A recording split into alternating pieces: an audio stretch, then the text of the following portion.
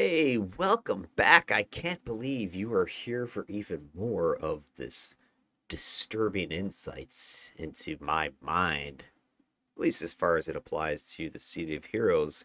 Welcome, my friends, to another fine episode of DEFCON 5, where we're taking a look at five different defenders, five different controllers, and trying to figure out, based upon that sample and running some team missions with teams of five different missions. Kind of see a little pattern going here, and trying to figure out which of these archetypes is better at supporting the team. Which one is the one that's gonna get you through to the other side?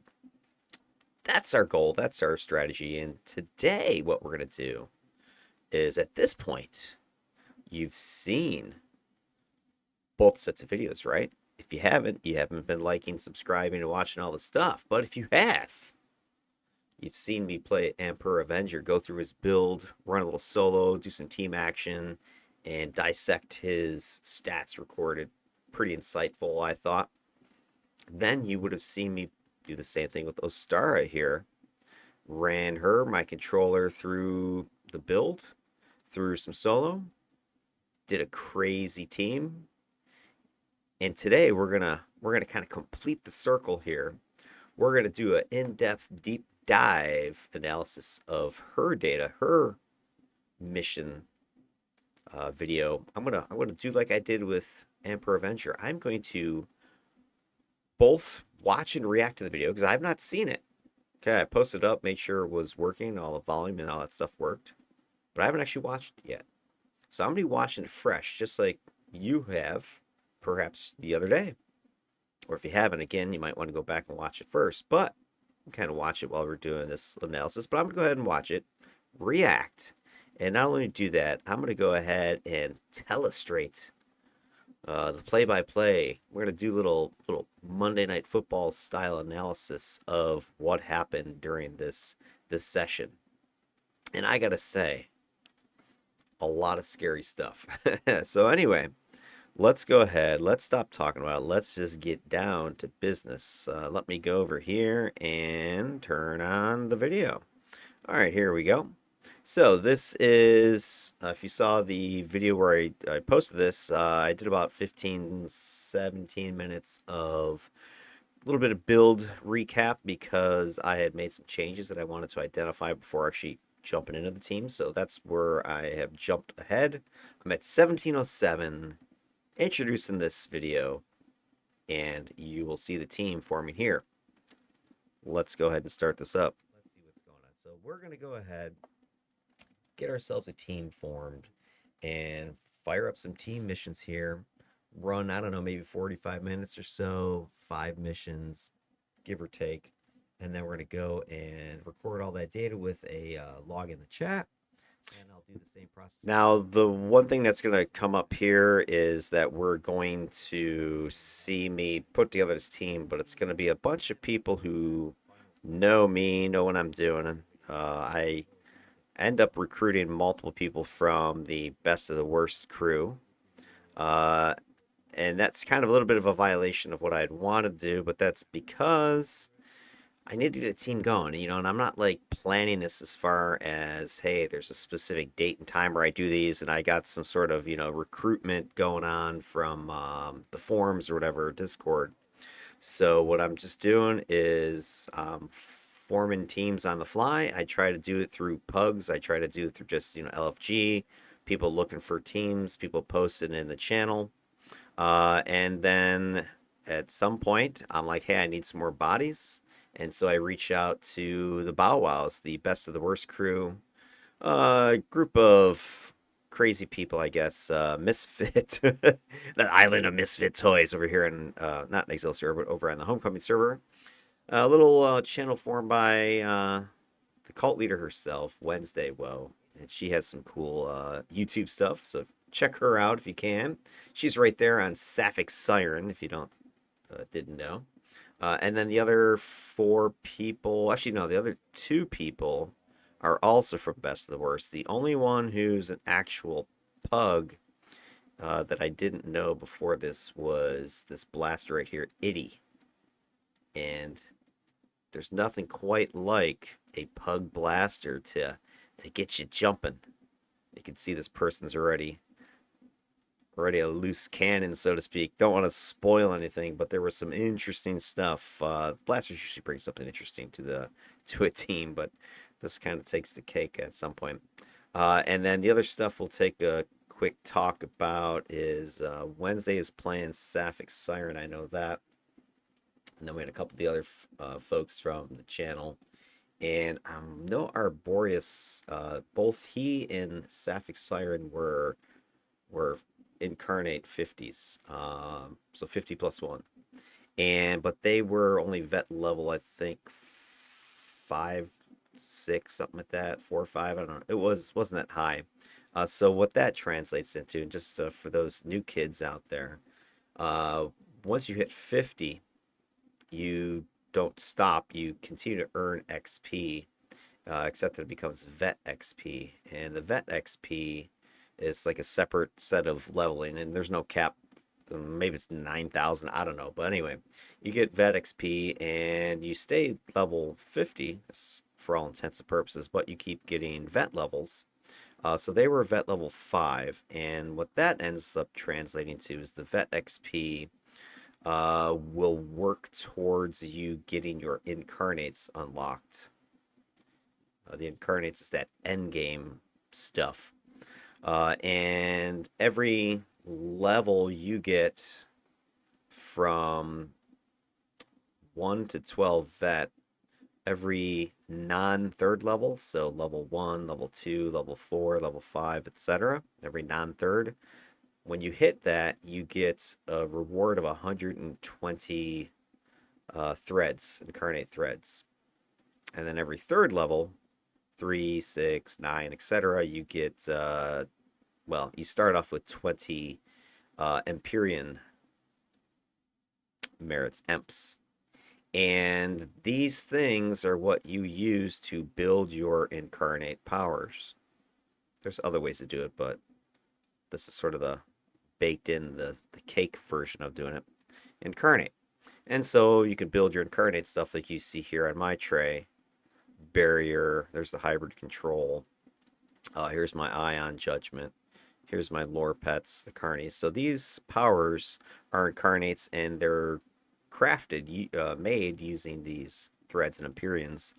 And again, there's other ways to get incarnate salvage, but that's sort of the simple way to do it. So anyway, what this all translates into is that both of these players at vet level 5 don't have enough to be fully unlocked like my character is. They might be unlocked, but they don't have enough stuff to craft a full kit of incarnate powers. For me, the way I typically see it, my goal is always hit vet level 12, because by then I have enough threads and Empyreans in order to get tier 3 in all 6 incarnates. So you'll have them all unlocked, and you'll be able to tier 3 all of them. The tier 3 is a good milestone, because that gives you your level shifts as well. So your alpha, when it's tier 3, gives you a +1. That's why you're technically level 50 +1. You'll see this in the game. You're level 51. And then tier, what is it, lore, and what's the other one? Destiny. Lore and Destiny, that gives you another +1, +1. So you're technically level 53. This is really important if you're going to be running incarnate trials. Whole nother story, whole nother conversation. But anyway, the reason that this is an issue why I'm even bringing it up right now is because one of the things I'm trying to avoid is people that are tricked out, level 50 incarnated, bosses.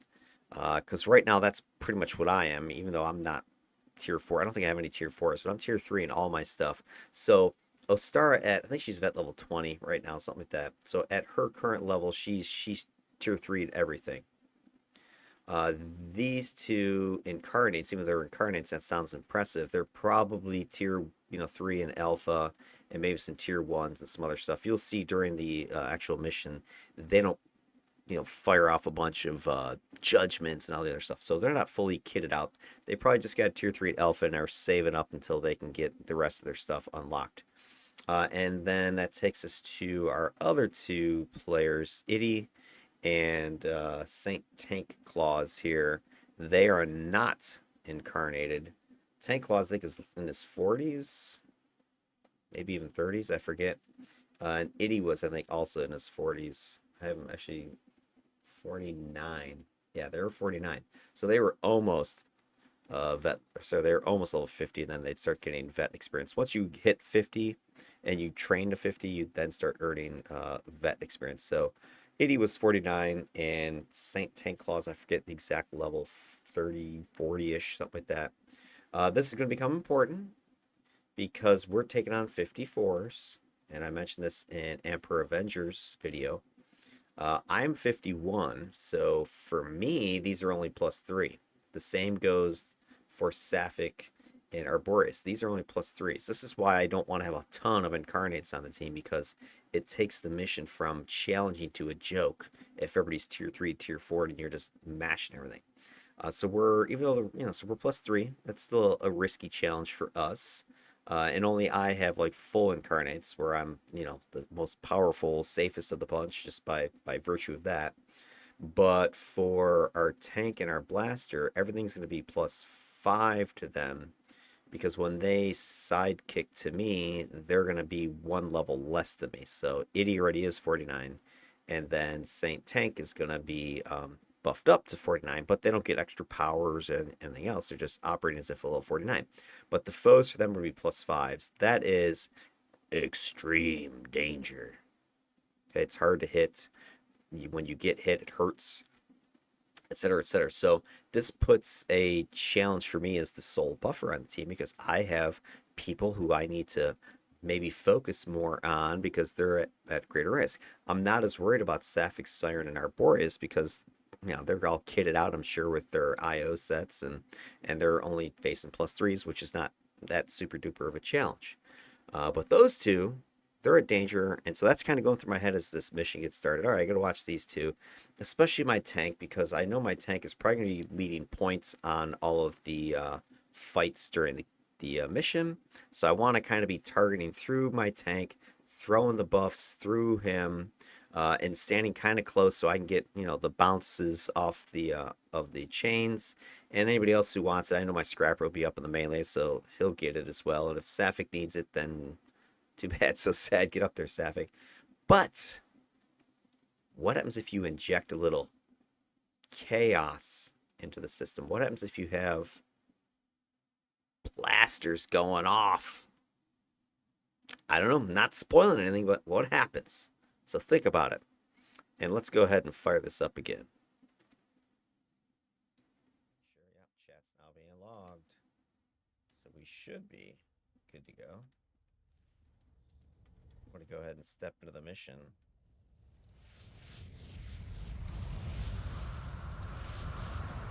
All right, so our first mission is going to be against these Carnies, just like I started my Emperor Avengers mission. Just going to turn down this volume overall because it's blaring in my headphones whenever I start talking or stop talking here. So anyway, Carnies again, just like the last Emperor Avenger. That was, kind of purposeful. I just wanted to get that started off. When I did Emperor Avenger, I fought Carnies, Council, Arachnos, and then the Mayhem. Trying to at least do that with this. I do spice it up a little bit, but that's one thing about the paper missions and whatever I was focusing on is trying to get a random group of foes.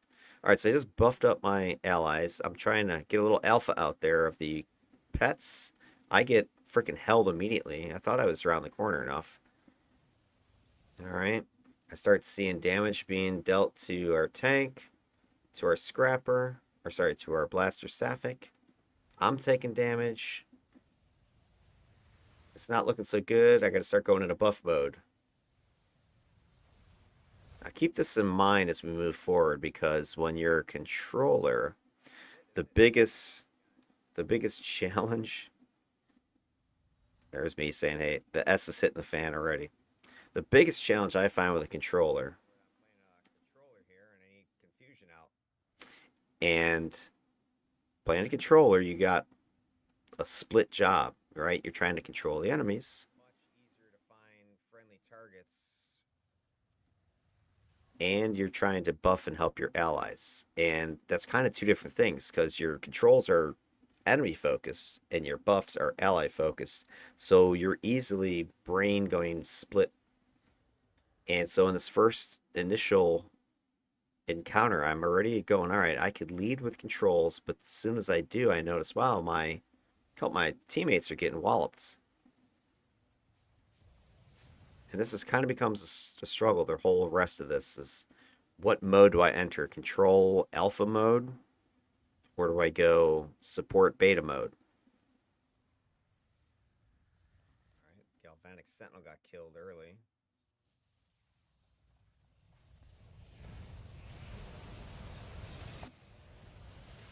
Okay, watch up top, guys. Watch up top. Our blaster. Check that out. Hold on. All right, here you go. That's kind of one of my first indications of potential trouble.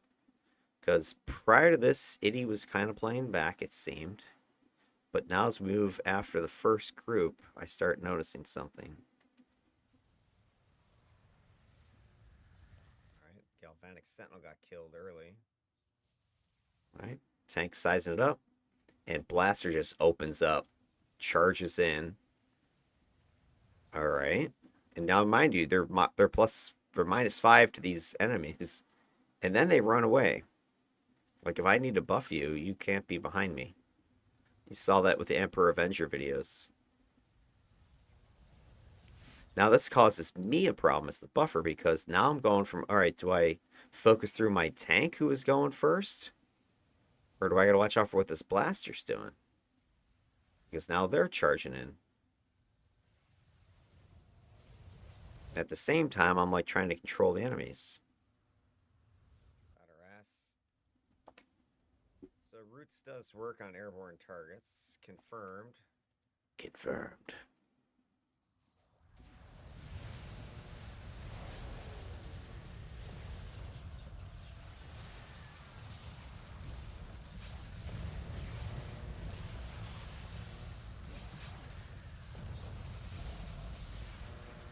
Oh, one thing I want you to take a look for is how do you know if your cognitive interface is working and confusing? This took me the longest time. Watch out. Bam, I'll check that out, dude. All right, let's rewind that because there's our first death. Back this up. So we're just finishing up this encounter here. No big whoop. Now, Saint is taunting the people at a distance to come up.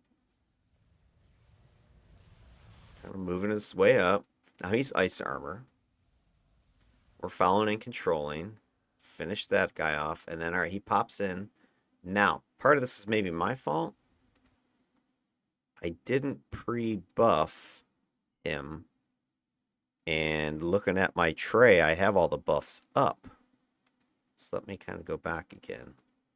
And here's, I think, is a great example of that dichotomy that you're working as a controller. Because right now I'm in control attack mode.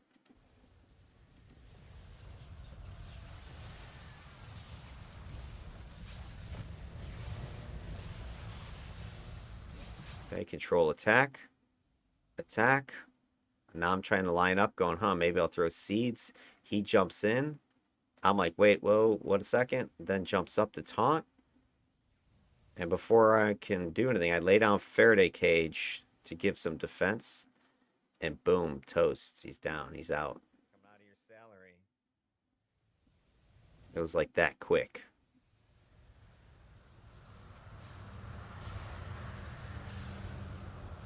We're docking your pay.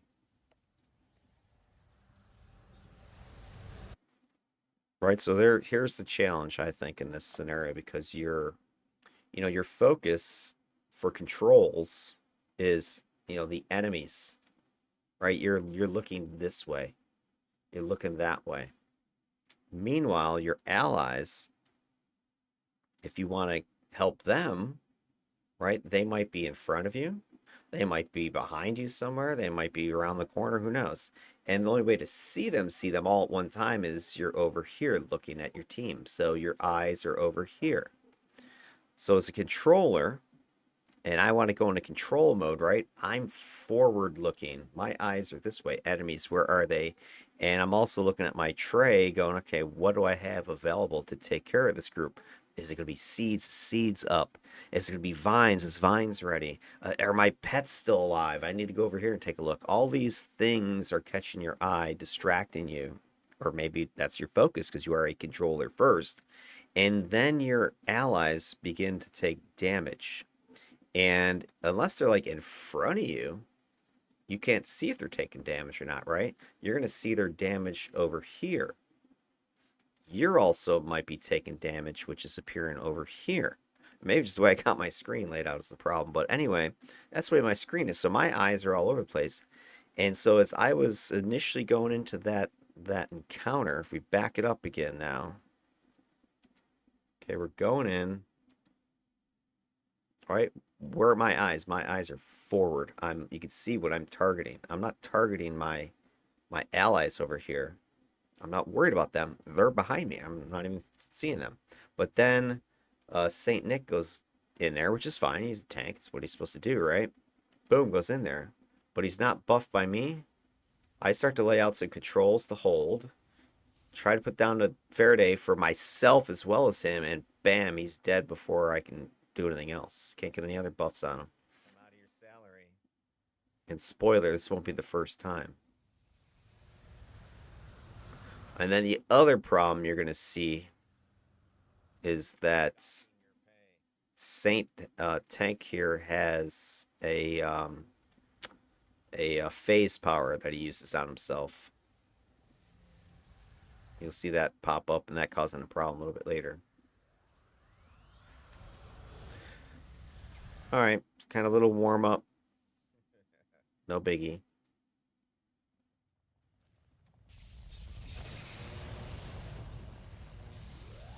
Okay, now I'm buffing.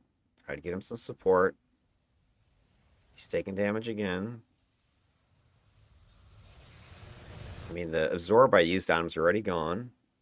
Iddy's now diving in there taking damage. All right, so now I'm like, okay. I want to do some controls.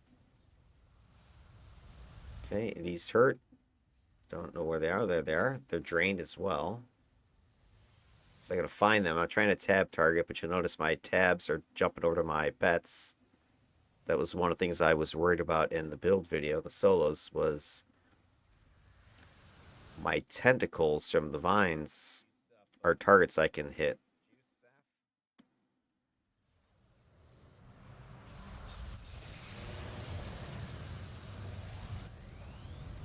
There's Iddy firing away. Go, Iddy, go. Now look what Tanky's trying to do. Again, we got an issue. We got two different things trying to happen at the same time. Go back and check this out. All right, so we're approaching a new room.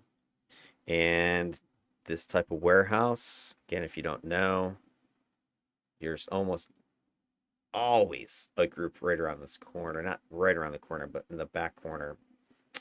Or sometimes they're more right over here. I don't see them over there, so I know they're probably over here. Meanwhile, there's sometimes a group right around in this corner. Then there's always something here in the middle, usually another group over here as well. So there's a couple groups here, and maybe a group here, maybe a group here, maybe one on either side. So, as you're entering this area, you should be scanning these positions. I believe that's what Saint Tank is doing. I can see Sapphic is already looking this way and trying to identify targets. I'm same thing, going, okay, what do we see? What's at play? All right, so now watch what Saint Tank's going to do. Saint Tank is going to recognize, oh, we got some stuff over here. There's maybe some other action. Maybe there's stuff over here. I'm gonna taunt. And so what I see Saint Tank do, which is I think a good smart play, goes up to here, does the taunt, and then ducks back to set up here, knowing that you've got blaster controller to lock everything right here and create a kill box. But you'll see how quickly that strategy goes down the shitter.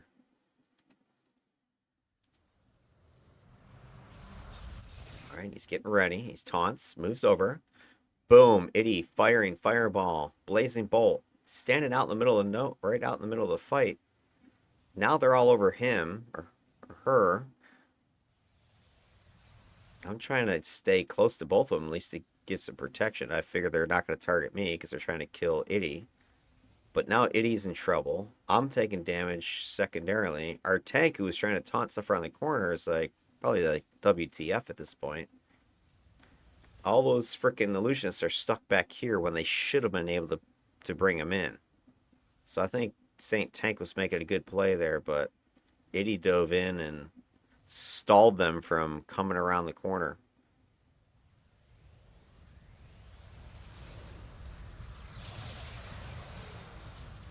Life of a tank, am I right? All right, let me juice them up some more. Juice them up. Now here's where I didn't like. I'm like, dude, don't do it. Don't do it. You're gonna break my line of sight. And then Saint's in there. I'm like, oh shit. So I'm like, all right, let me help. But I gotta okay. Before now here's the thing, right? Remember from my build, my defenses, resistances, or whatever are just about crap. I mean, there's no just about it. They are. They're not very good at all. My one, and I have no mez, right? No mez protection. So when I get into, if I have to go into like melee-ish, put myself at risk, I need to get Faraday up. Faraday is going to give me a resist. I think I got like a 15% resist with it. And it's going to give me the mez. So quite often when I'm going in to a defensive role here or a supporting role, that's my first thing, Faraday. But it takes a couple seconds to activate that I can't do anything else. So Saint jumps in there, which I was surprised he was going to do. I thought maybe he was popping up. He was going to do the pop and taunt. So pop up, taunt, land back, and then bring them in, coming around here, and we can crunch them. I was pretty surprised when he dove over and went in. I'm like, oh crap. Well, I'll follow him because he's got icicles running, he's got taunt, so 90% of the stuff's going to be after him. But because those illusionists have what is it, flash, AoE hold, I'm easily susceptible to that. So I follow and I go for Faraday first, and I do this almost the entire time. And a lot of times I don't want to say it ends up with Saint Tank having a problem, but it causes a problem because I can't focus on my single target, heals, absorb, whatever that would be the direct helping power. Because if I focus on those, I might get one off, but then bam, I'm mezzed, and then Faraday, quick, right? If I can even get Faraday, plus I can get knocked back and all this other stuff. This just sort of takes me out of the fight. All right, so let's go ahead and see what happens as Saint Nick goes in.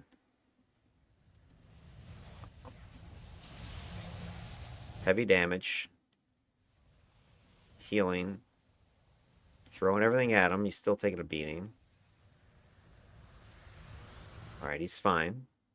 But we got another group back here. I'm going to try to do something to confuse them, but my confuse was not long enough. I only got one. Sucked. My bad. So F it. I started it. I'm going to finish it. Chuck that in there. I think Saint goes in there to try to help me. Didn't have to. I think I had it. But again, trying to be a good tank. I just got held. Faraday. Faraday's up. Iddy's diving in there. All right, the guys behind us have cleaned up.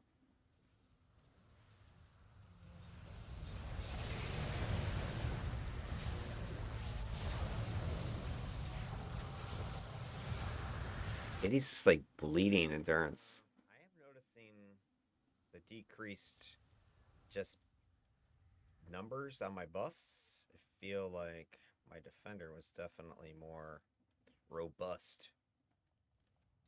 Yeah, that's something else I definitely noticed in this was just the support numbers. I felt the decreased percentage, and more so, I think I felt the decreased in static. Because remember, with my E cubed, my defender, Emperor Avenger, he was combining his electric affinity with electric blast, And the blast set here in Homecoming adds static. It's like these two sets were made for each other. And remember, static is what EA uses to increase the circuit jumps so you can get more targets buffed. But I don't have this on my controller, so I'm not getting the increased jumps. I'm only getting jumps 2, 3. And so I'm definitely feeling that, and I'm just feeling the decreased numbers because I felt like I'm like hitting him with everything, like absorb, heal, endurance, damage, and he's still just taking an ever loving beating the whole time. So I'm spending 90% of my buff trying to keep him going, and it's not enough. As you've seen, we've already had one death, two deaths at this point. Let's go ahead and follow through on this.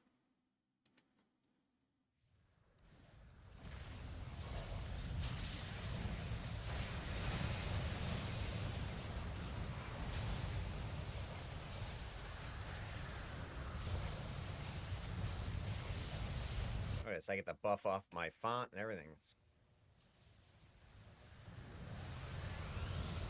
Yeah, I'm really enjoying that I switched my font spawner there to roots because it wasn't working at all in carrying creepers, and now it was procking lots and lots of times. You'll see when you take a look at the stats. I mean, hell, I'll take a look at the stats real quick right now. Let me pause this video. Let me pull these stat numbers up for you guys so you can see it for yourself. Here it is. Spoiler. Where here's Ostara's stats. Damage, damage, damage. Where are you? Pets. Energy font. Here it is. Check this out. So energy font, chipped in 3,500 damage, and it's like a really low damage pet, but it was spawning a lot.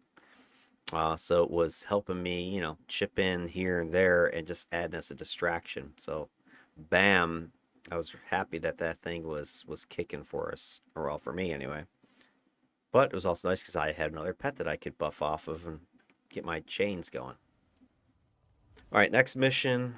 Decided to do a little kidnap action, and it's like right here, so why not? Fire it up. Let's do it. Got to get Itty out of there. I think I don't know if Itty was still on the map, like clearing mobs or what's going on. Itty comes out in a second. So taking a look at those stats real quick again while Itties get their booty out. Uh, defeats that first one, right? Took 8 minutes and 4 teammates. Defeats we had. I ended up dying twice, spoiler, but that first mission, only one person died. 8 minutes. I'm like, wow, we're gonna rock this thing. Yeah, a little shaky. Our tank had one overcommitment, got swarmed. I can, no problem. Blasters act a little bit goofy here and there, but hey, every blaster does, right? No big deal. Let me get these guys buffed. What the hell? Wait, wait, wait, wait. Attack! Again, I wasn't fully ready. Okay, it's the only buffer in a team, right? I need a few seconds, guys. That's the biggest problem I see when I'm playing a buffer is teammates, they're like to hell with you and they just dive in, whatever. And I think that's just the circumstance of so many people being incarnated that they don't need any buffing. But if you run into a team or a teammate that doesn't have their sets, IOs, slots, they haven't, done anything, look at all the damage we're taking. They just dive in and boom, nobody's ready. They take damage. So it's like control, buff.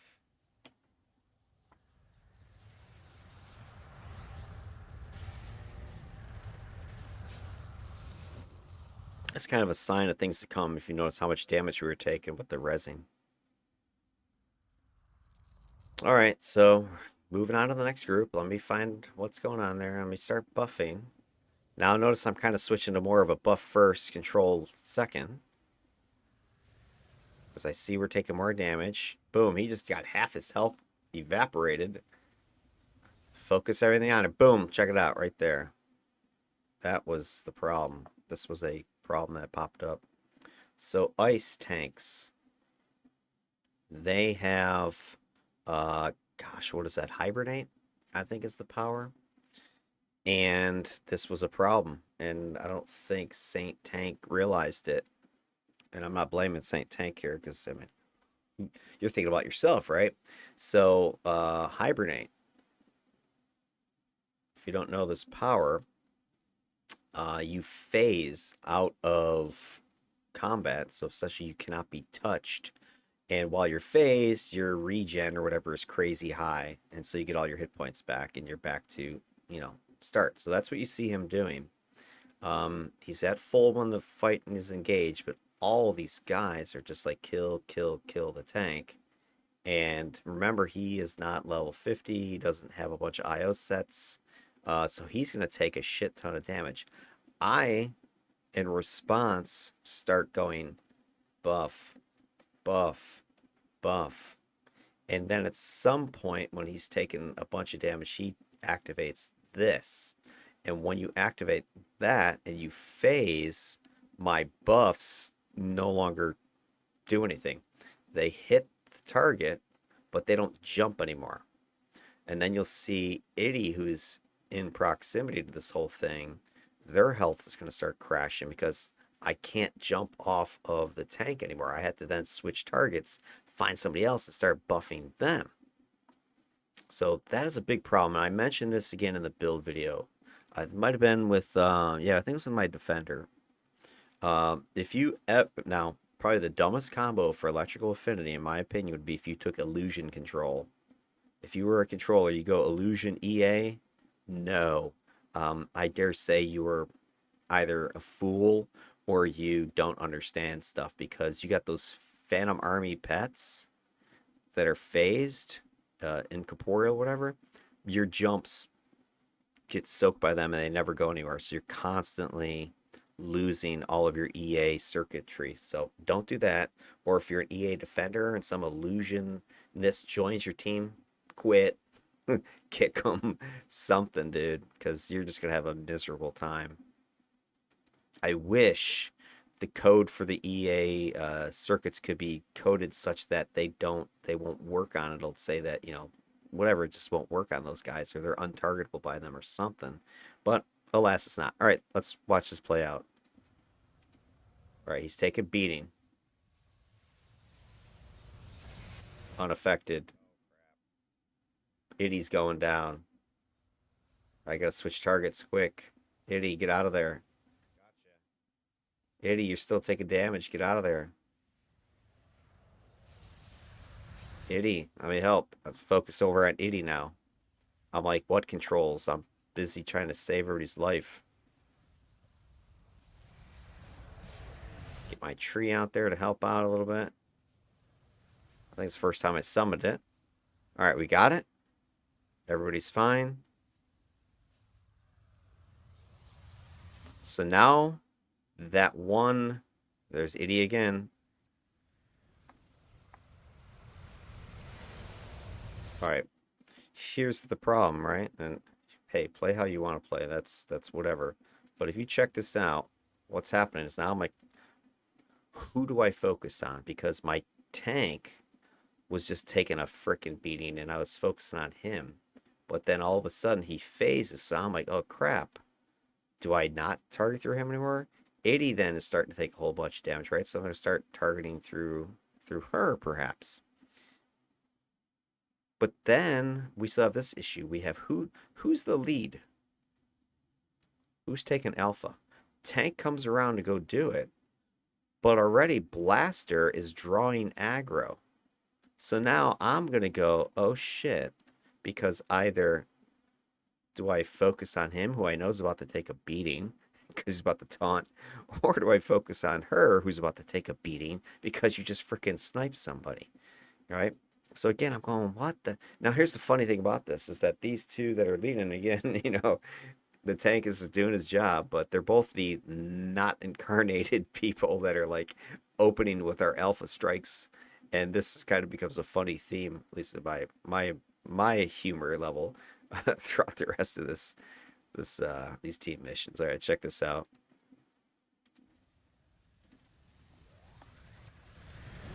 Boom, and he's taking a hit. All right, got her. All right, where's my tanks? All right. All right, so no major anything there. I popped barrier though. Just making sure. All right, buffing.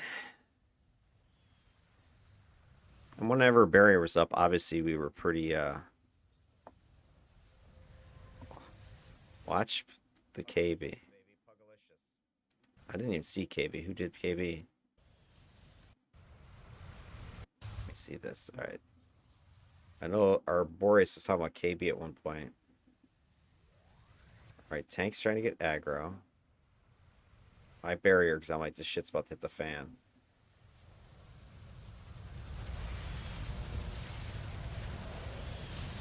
I don't think it was KB Arboreus. I think it was just the whirlpool was slowing everybody down.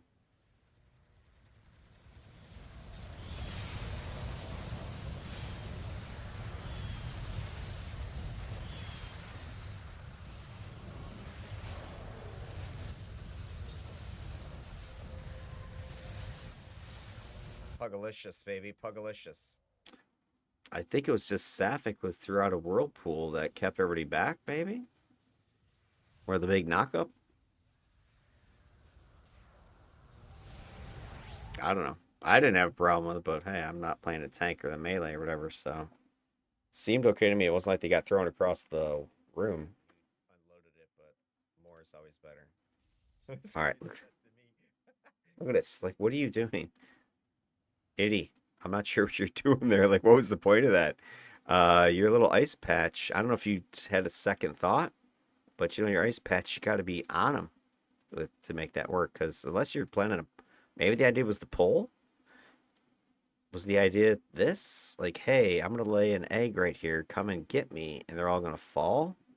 I don't know. You know, I wasn't in their headspace there. But again, we've got a conflict, right? Because Tank probably wants to get in here and do something like that. Drop a little ice patch around them, or maybe come over here and tuck in and bring them around. But then the blaster is like essentially putting a big old bullseye on her head, going, "Kill me." I'm gonna stand right out in the open and drop an ice patch here, which these things can go right past it, left and right. So it's not like that's going to be much of a barrier here. So I was like, what? And then that's why I started chuckling about it.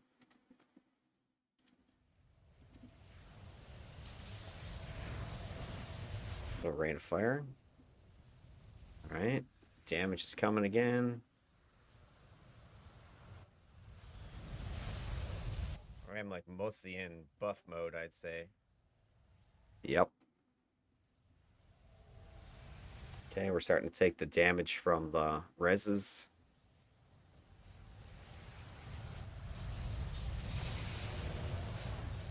Love it. More damage from resing.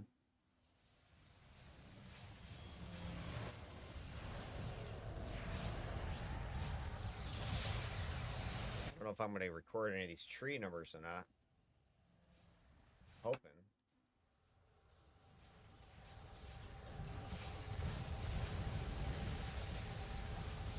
Oh, I was saying about the confuse earlier. When cognitive, how do you know it's working or not? Next time I see it, I'll point it out in case people don't know. Because I know that was one of the problems with some of the interface sets when they first came out. They weren't working or there was no visual. This one's real subtle. So you know how like confused normally puts those little pinkish blue or pinkish purple bubbles around somebody's head. The cognitive interface when it procs confusion. This guy's gonna get effing killed. I love it, Itty. Itty's making this worth it. Oh my god. All right. Again, who do you buff? Who do you support? If two people are charging in at the same time, get our tank up. Oh, is that what happened? I just saw. Oh, Saint. Oh my lord. Maybe I missed the joke earlier. If you just see what Saint just did, Saint throws a grenade, I think, and a bunch of guys go flying. I wonder if that's what Arboreus was making fun of before. I didn't see him throw because I had my back turned when I did the barrier. So maybe Saint Tank Claws threw a grenade and knocked people back before he had hurted his own stuff or something. Maybe that's what the joke was. I don't know. But like, watch this. In goes Saint. I'm like, all right, let me buff. One buff, two buffs. So wait for my absorb to come up. It's not up yet.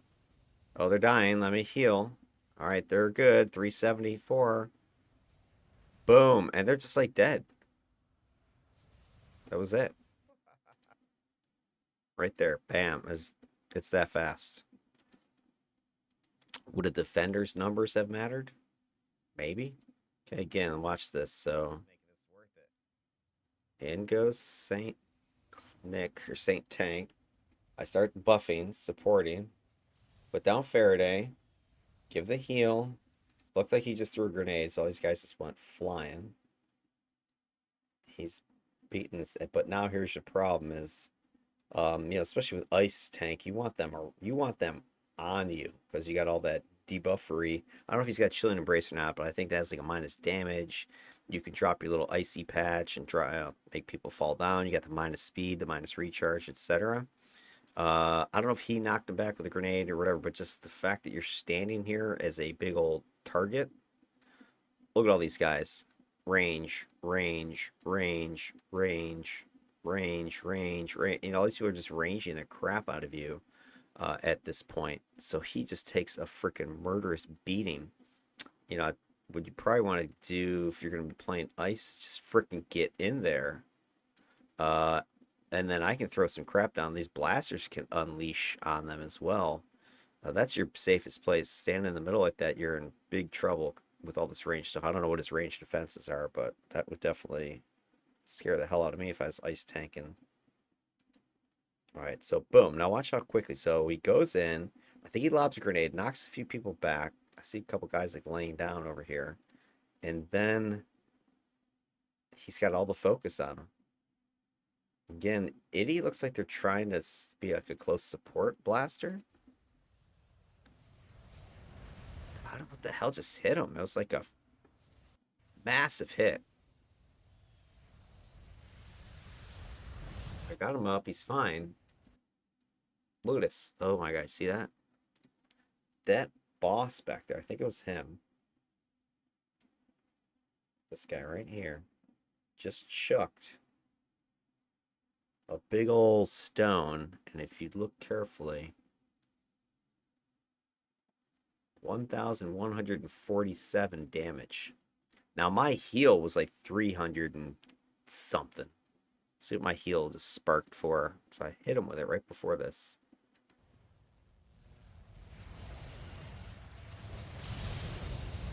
Yeah, grenade.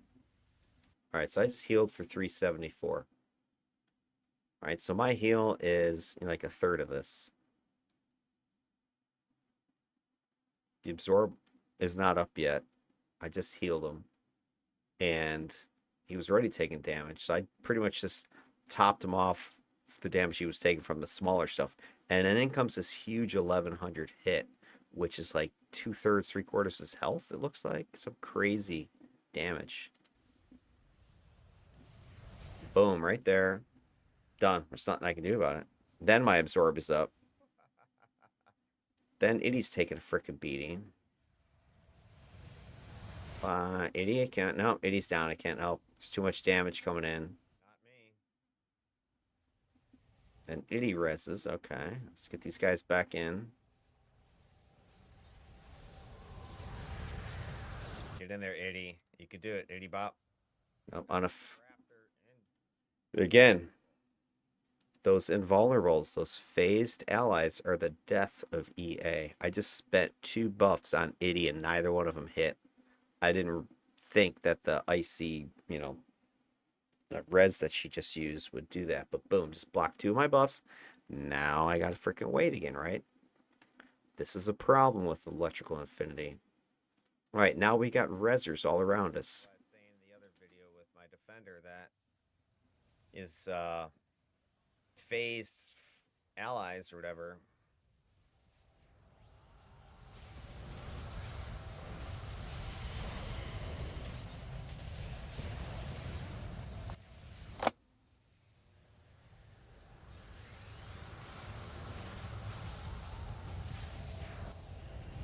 Good stuff.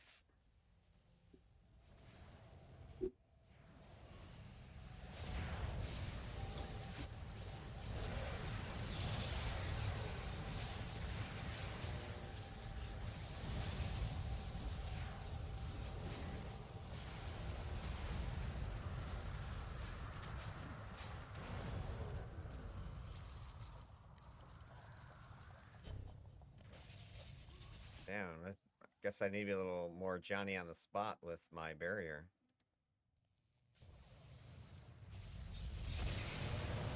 I don't know if that would matter.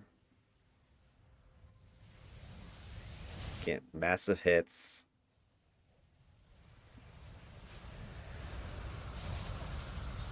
Okay, just wasted 2 buffs. Yeah, that's troublesome.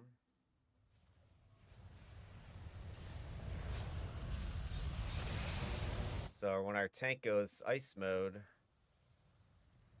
that blocks my jump as well.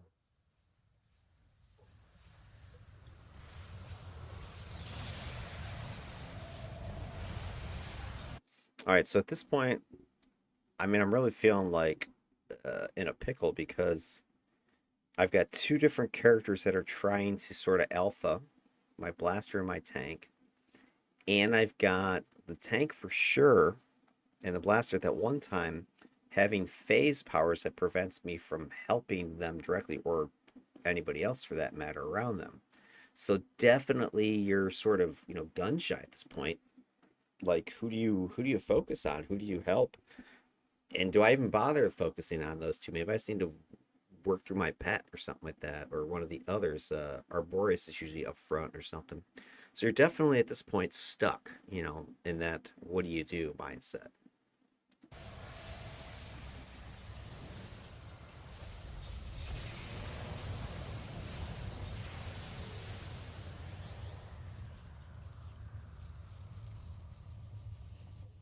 All right, let's keep going, guys. We're getting some good numbers here.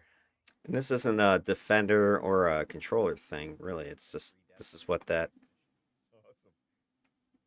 second mission.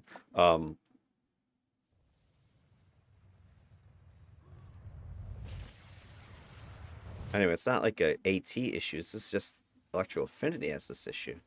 All right, now Saint, you should take some cover, bro. Take some cover, bro. I was like, fuck it. This is how you pull. Let me show you.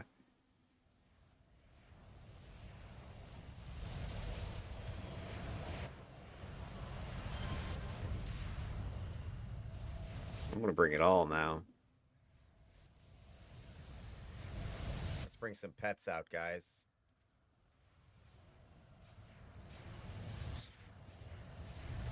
Get it all out there, guys. Get it all out there.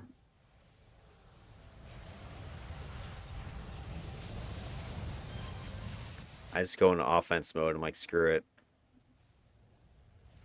More pets, more pets.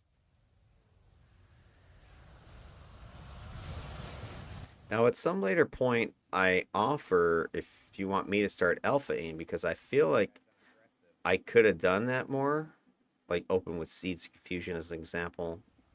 And I really haven't been able to do it because before I can do anything with a new group that's coming up, I'm spending time, like let's say pre-buffing or getting people back in the fight real quick. And by the time the next group is, I'm ready to focus on them, somebody's already gone in there. So then I have to play buffer.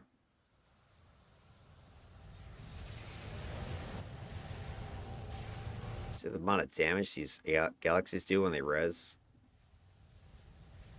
People say or whatever, oh, council's still a joke. I don't think so.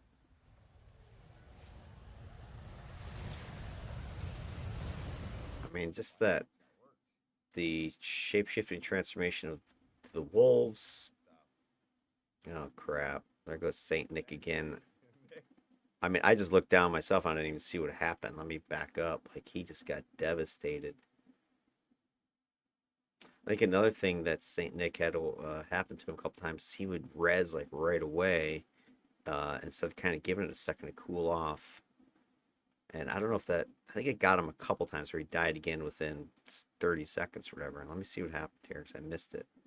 So we're finishing up this group. Flytrap just got worked. Flytrap just got killed by that. Oh, my line of sight just got blocked. So what happened? What happened? He goes in there. Let me watch this. Flytrap just got worked. I'm like, all right. Boom, I got knocked back. And then, I mean, he's dead. I mean, look how fast that was.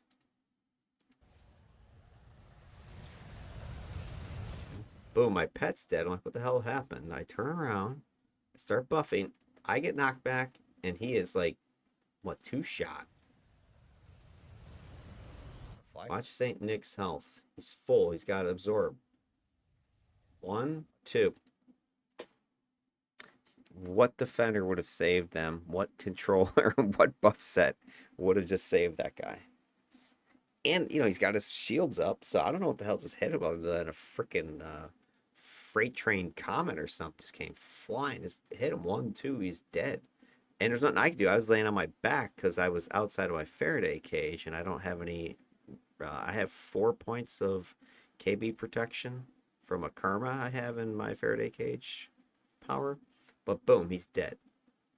Nobody's fault. Nobody did anything wrong. I mean, he's doing his tank job. I was trying to do my job, but I need a target to buff through, and I think I was locked on the people behind me. If my last target looked like here, I'm targeting Arboreus. Targeting through Arboreus, killing that guy. I throw a buff, it hits Arboreus, I think. And then that's it. He's done.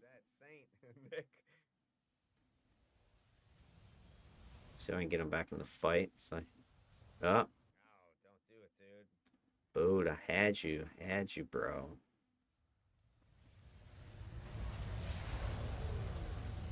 So I'm thinking every time he's iced up with Hibernate, I waste 2 of my circuit buffs.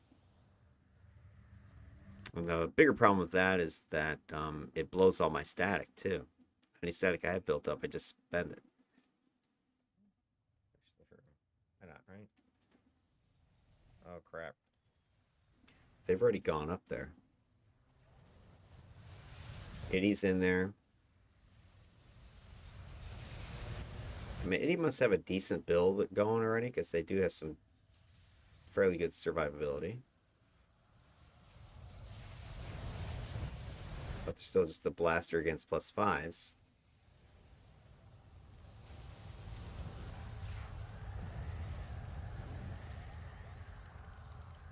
Another res. Seriously?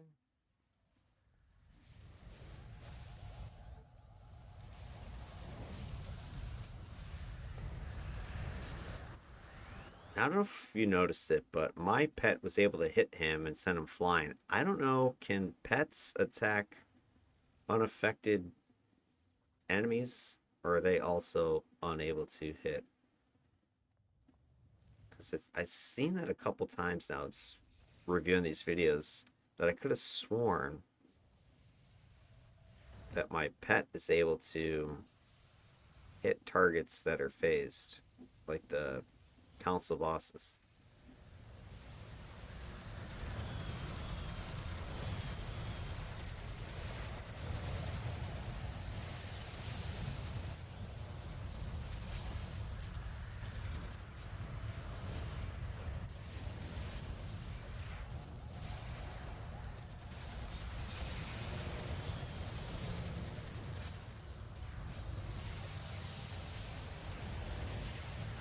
Yeah, there goes Iddy with the escort.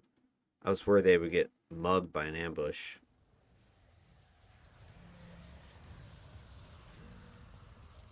But at this point, I'm like, all right, we've had enough. We did it.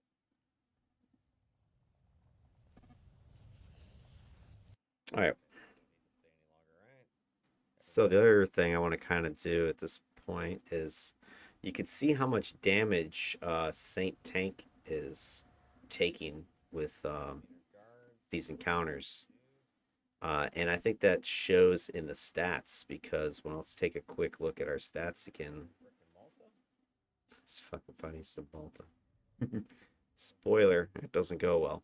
Um, Let me pause that for a second. So anyway, we've got Saint Tank the Tank is putting in work. You'll be able to see that when you take a look at my resilience stats for this character. She ends up taking a total of 47,000 damage, which sounds like a lot, but compared to Emperor Avenger, this is several thousand less. He was in the 50s, like maybe like 8,000 more than that or whatever. So she definitely takes a lot less damage than he does. Not, overwhelmingly less, but I think I can attribute it to if you compare the Emperor Avenger missions to what we're seeing here, you definitely see that the way I'm playing and the way the team is playing in these first couple missions here, that our tank is the one taking those huge 1100 damage hits, right? Our tank is in here soaking all that damage. So that, by virtue of that, that's lowering the damage I'm taking. So these numbers that you're seeing so far that are lower than what I was having with Emperor Avenger. Let me pull up his stats just to kind of give you the direct comparison. 1 second here. All right, here we go. So taking a look, here's the side by side at the top and bottom. We've got on the bottom here is Ostara's final numbers. This is Emperor Avenger's final numbers. So there's a 6K difference there. But if you just look across the missions, for 4,500, 10,000, 71, 14, 17, right? Here's her first couple missions, just taking less overall. I think because here we have a tank soaking stuff. We didn't have a tank. We had a couple of brutes, which actually we had one brute mostly for, I think the second brute left halfway through that first mission. That was one that I had a double mission I combined. So if you take a look, our one brute we had versus our tank who's purposely shoving his face in there. Our brute was not like get in front, taunt, absorbing everything. This tank was purposefully throwing his face in front of the punch uh, over and over. Which again, that's what a lot of tanks are going to do. That's sort of their job description. But I think it shows. So as I look at these numbers, I go, wow, this defender took an extra 6K damage. Was it because it's a defender, or is it because you had a tank shoving their face in there? I also will say that Emperor Avenger up here, he was playing a lot more melee, right? I was diving in there on purpose, especially with Short Circuit, in order to get, that drain and the pain that I was going for. So I was playing a lot more melee-ish with him. I'm not purposely diving in with, Ostara here, trying to destroy my enemies with a bunch of PBOE. I just don't have a bunch of PBOE. So I think you're definitely going to see that in this analysis of these two characters side by side. All right, let's go back to this video. We're about to go have some fun with We need to aid some Malta here. And I know Wednesday was excited about the Malta. warm entry. So we enter the map and I immediately call out there's a warm entry because I can see. Now, the reason I would do that, kind of probably do this normally, but I'm already worried because hey, Malta's Malta. They're a pain in the butt. They're really hard to fight. But we got a group of enemies sitting right up here down this ramp. And my big concern, let's be honest, is Iddy's not on the map yet. And I haven't, these guys and somebody else has got on the map. I haven't had any time to buff anybody. I want to wait till Iddy gets here to buff. But knowing what I know about City of Heroes in the modern era, Soon as Itty gets here, somebody's gonna freaking charge. I don't know if it'll be Itty, but I mean, nobody waits for buffs anymore in this game. They just freaking go. So I'm waiting for the buff because my buffs will chain and I'll get everybody with it. Uh, but I'm also going crap. Should I wait? Because I think somebody's gonna dive in there any second now. So I make the announcement, warm door, just so people know there's stuff near the door. It's not immediate. Chill out. Give me a second. Let's see what happens. If that means anything to anybody. Play. I'm trying to stay tight up at the top here, making sure I don't get too close or aggro. Juice up. All right, here we go. I'm gonna juice. All right, they're juicing. Uh,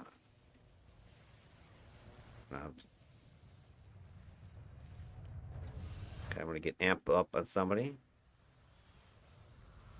Now, usually this first group is not a big problem with any map because everybody's got all their main powers ready to go, and it just turns into a KB or a AoE slaughter. By the way, pro tip: save your judgment for not the front door because everybody else is gonna throw it. All right, which way now, guys? Yeah, this spoiler: this map is huge. I think our blaster's leading point. Blaster on point. This amuses me. Itty, you should have played a tank, buddy. It's hilarious. Oh god, this is gonna be good. Oh shit! There you guys go. Look at that. I can already tell what's coming. All right, I'm gonna do this. Eat, eat. I'm gonna try to help. All right, taunt. Let me get in there to distract.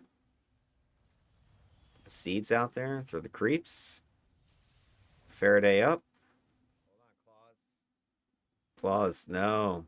I got you. Boom. Juice. Juice. You're good. Flytrap is dead. I'll check that out. I just hit with both of my AoE big hitters, and the two bosses are just like, yeah, whatever. Flytrap's got smoked by something.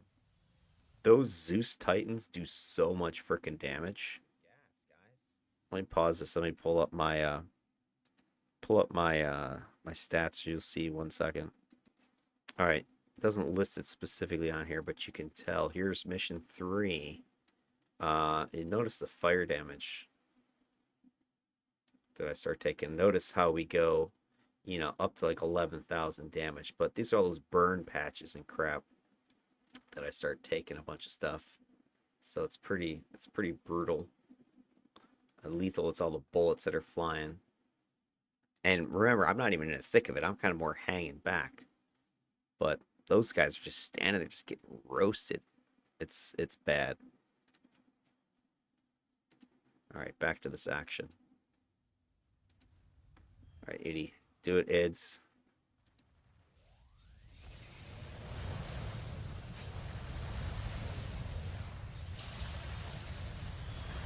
There goes 80. There goes Saint. Get out of the gas. Get out of the gas. Burn patches are taking people out.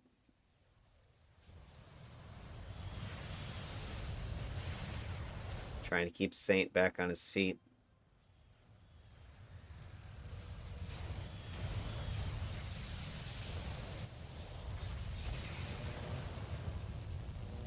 Yeah, I think a lot of times Saint Tank was caught in a bad location. I think when he's taunting like that and he stands out in the open, Oh god. that might work if you got like a awesome IO'd out build, but be better off if, and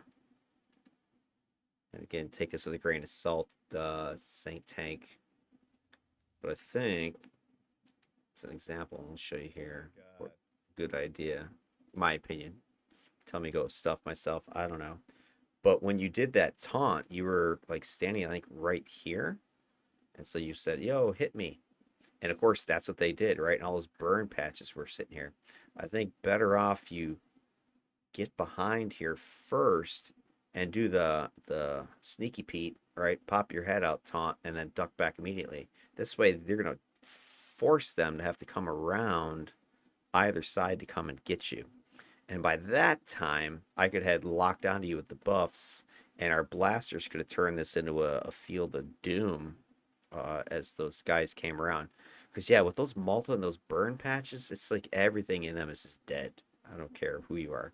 So, yeah, go over here, do a little Sneaky Pete taunt.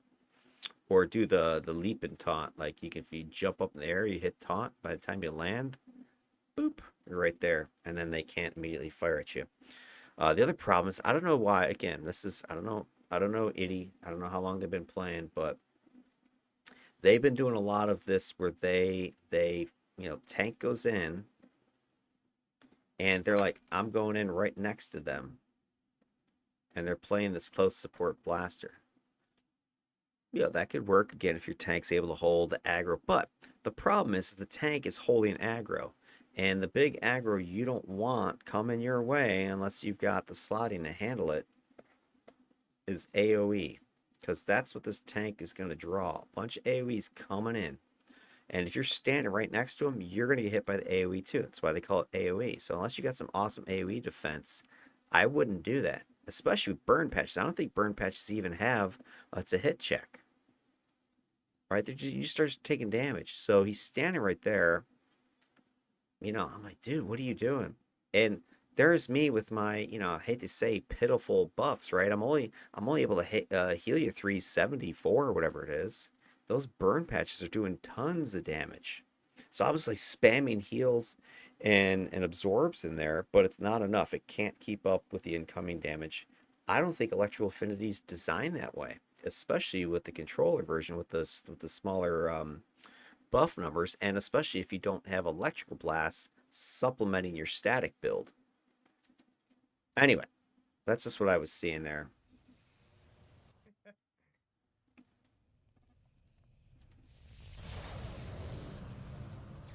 All right, so now I want to juice up our scrapper. I'm starting to think now, well, maybe Arboreus needs to start uh, going on point, diving in there.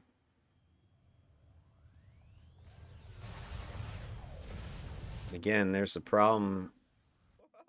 I'm sorry. It's like if I focus control first, death happens. All right.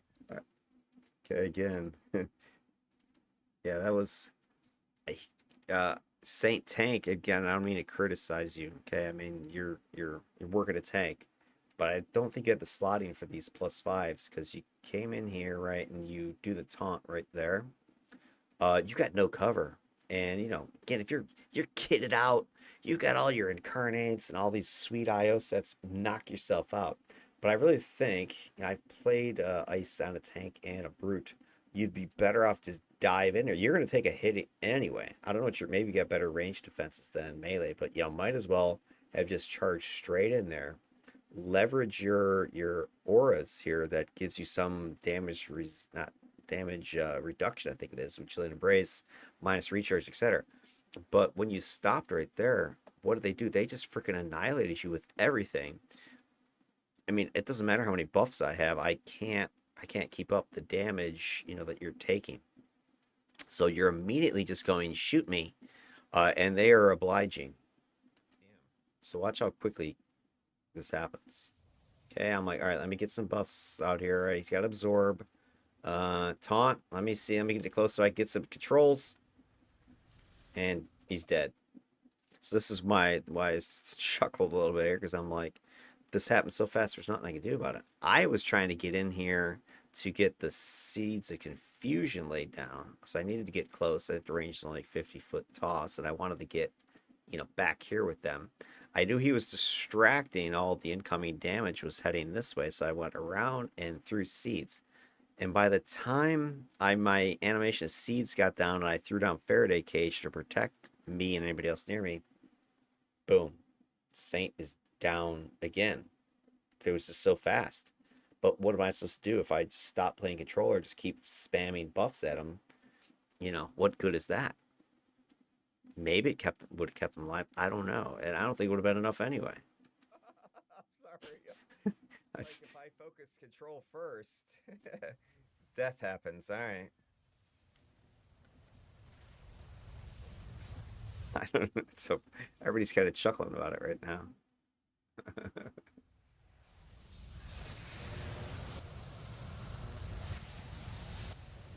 How you liking that new tissue paper armor set? Armor set. Claws. Pick it. Oh shit, that's too much.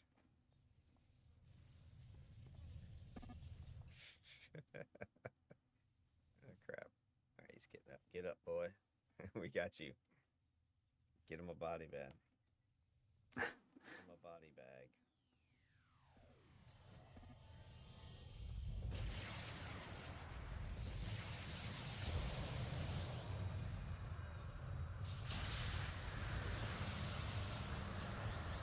It takes me like 3 good juices just to get him back up to full health. Alright, so here's what's happening. If I focus on controls first, bad things happen. If I up. I think this happens to a lot of controllers. You either becomes a buff bitch or you are a controller. So, and I can't draw this conclusion yet, but one of my hypotheses is that the idea of synergy between controls and buffs is a myth. Yes, on paper it may be true, but the reality is what you're seeing right here. That if you try to focus on buffing your team, then you're not controlling. If you focus on controlling, then you're not buffing. Okay? Doing both at the same time is not possible. You only have one button you can click at once. Now, if you have different power sets, I'm not saying, oh, all sets are like this, but like those pure clicky support sets like empathy, electrical affinity, kinetics, probably. They're just not designed for this split personality type of play style. It just doesn't work. Again, this is my observation so far. I don't know this for a fact yet. I'll wait in judgment. I'll reserve my judgment. This is just what I have experienced. But let's see what the numbers say. Because I got a couple other, supporty sets out there that I want to test, as well as some, debuffy sets too. But this is my early opinion is that this concept of, oh yeah, they just synergize. It's great. You're awesome. You're going to OP and dominate. I don't think so. I felt more smooth flow with my defender in this set, and that's not saying it was easy either, but I could dive in or throw some, attacks, spam, spam, spam, buffs, get in, get out. This is like I'm strategically trying to line up a control, and I can't because as soon as I do, bam, somebody's dead. And sure, yeah, if you had a level 53 tank, this wouldn't be a problem. Of course, everybody's incarnated. This wouldn't be a problem. But that's also the point is that you know we're not here testing incarnates. Everybody knows they turn you into God mode. We're just trying to figure out, hey, you want to be a supporter in this game? You want to have buff sets to help your team? Which combo, which AT is the better design for it? Right now, it's scary what I'm seeing here, and I experience it. I'm not to say what I'm seeing; it's also what I kind of experience. I'm having like PTSD watching this thing. All right, let's keep going. See if I can juice some guys up again. There's another group here. I already know what's gonna happen. Check this out. Try and let me bury your asses. Maybe this will save people. Again, I'm like, maybe I should alpha here at this point. Okay, I'm going in. You going in?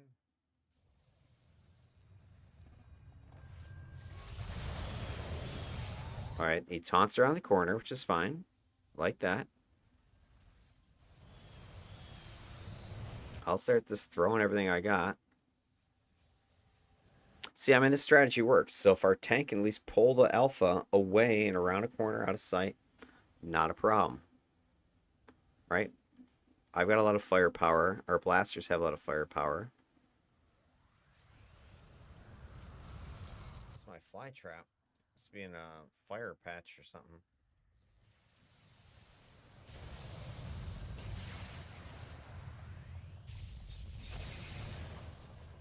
Let's go upstairs again. All right, we start searching around for the next group. It takes a little while, but there they are. I think poor Saint has died like 3, 4 times already.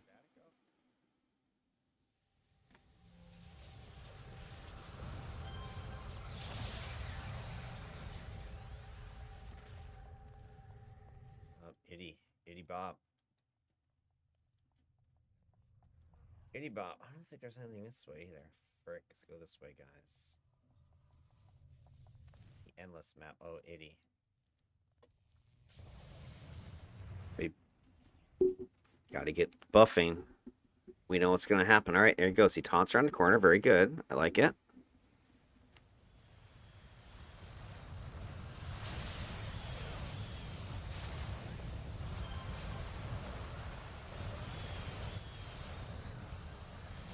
Oh, dude, he got like sappered.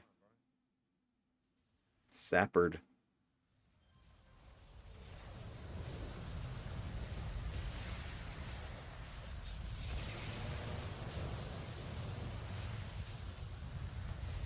Sapper, sapper, sapper. Gotcha. Yes. Scrapper lock. Let's go. Get in there, idiot. Look at idiot. Throw a fireball. There's nothing like a pug fire blaster. Bye, idiot. Oh, he's dead for his brain. He even knew it. Now look, everybody else is effed because of that. Burn patches. Burn patches. Mm, mm, mm, mm. Guys, Mm, there's burn mm, mm. patches All right, you guys saw it, right? Remember the previous two groups, the last two groups. What did we do? We had our tank taunted and ducked. He broke LOS, line of sight. Result, win. Minimal damage, minimal despair. Next group, hey, this is working, right? We should keep doing it. Nah, says the blaster. F that. Next group, blaster. Fireball. Boom. Result. Well, we've had one death so far. Saint Tank's got roasted cojones. He's getting the hell out of there. I'm freaking taking massive damage at this point.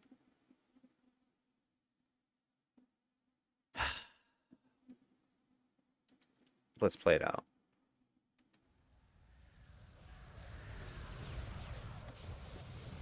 You know, like why? What was the point of that? Idiot, if you're watching, got some splaining to do, my friend. Now you're down again. We got two effing bosses going crazy. There was no point to that. I mean, it's entertaining. Don't get me wrong. I appreciate the funnies that I'm feeling. But dude, we have a strategy that works. It's worked a few times now. Every time that we do that, it works. Now, okay, here's my next problem. Look what happens. Okay, now this one's on you, Saint Tank. I paused to get him up, right? Buffer, pause. Got to get our man back in the fight. The other three of you charge and go take on the next group. The groups that have been kicking our ass up and down this facility. You can see what's going down here, guys.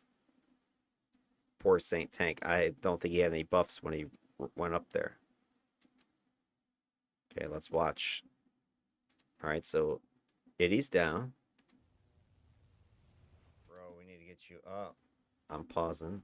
I mean, Tank's already getting worked. Where is he? Did he go up there already? Let's back up again. All right. Sorry, he's down. Tank's going. I just gave some buffs. I'm like, all right, let me get people juiced up. Let me get Iddy up. Saint's burned through his absorb. The other two are like, oh, look at that. Saint, you just soloed. I see what happened. All right, so Saint, I just buffed. And now I'm focused on the others, trying to get them juiced up. And watch Saint's health bar, because our Boreas is over here, and I think Siren is over in this direction as well. So you just saw our tank heads this way. Brave soul. Gonna take the hill solo. Check this out. Let me back it up again. All right, we finish off the two bosses. All right, let me get people back on their feet. Buff, buff. All right, you want some buff? Here, give you some. Give you some. Tank's up there. Tank is taking damage. The other guys, oh my god, save him. Sapphic goes up there. Or Boreas is going up there. Itty, let me get you up. I don't even realize this is what's going on. Like, I just looked the other way. I'm going, oh crap. They're dying. And I'm trying to get up here to get some confused going. I was helping Itty. Don't get up. Don't get up. That doesn't count. Yeah, I did literally didn't count that second death there. I was like, no.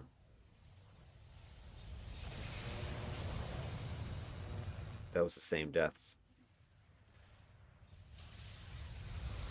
I'm counting one of your deaths on that one. Oh my. I was helping. I was helping Itty when you came up. It's crazy.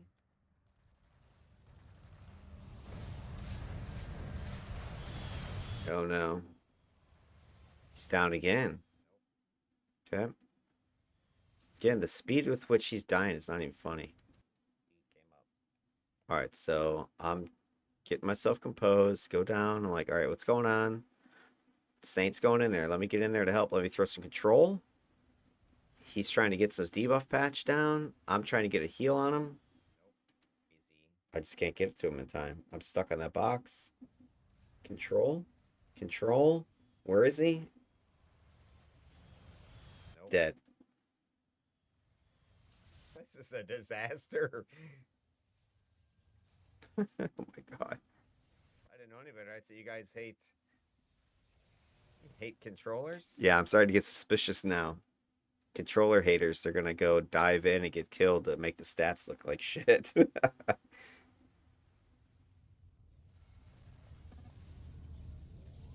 we got, are you guys sabotaging this video? I think I asked Saint Tank if he's like a defender lover. Alright, this guy.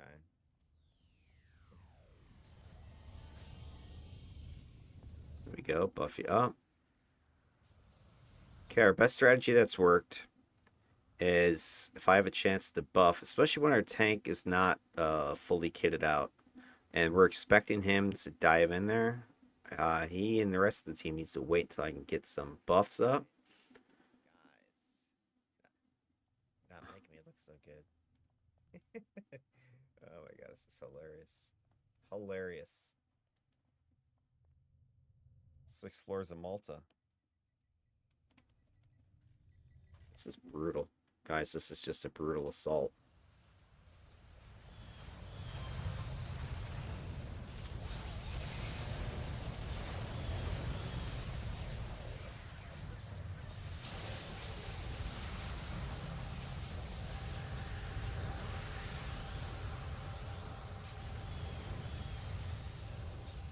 Yeah, so I'm having a hard time sort of focusing on the team. This is kind of what I was mentioning in my initial, I think I was talking about it during the setup for the challenge itself, was that playing a controller with buffs is hard.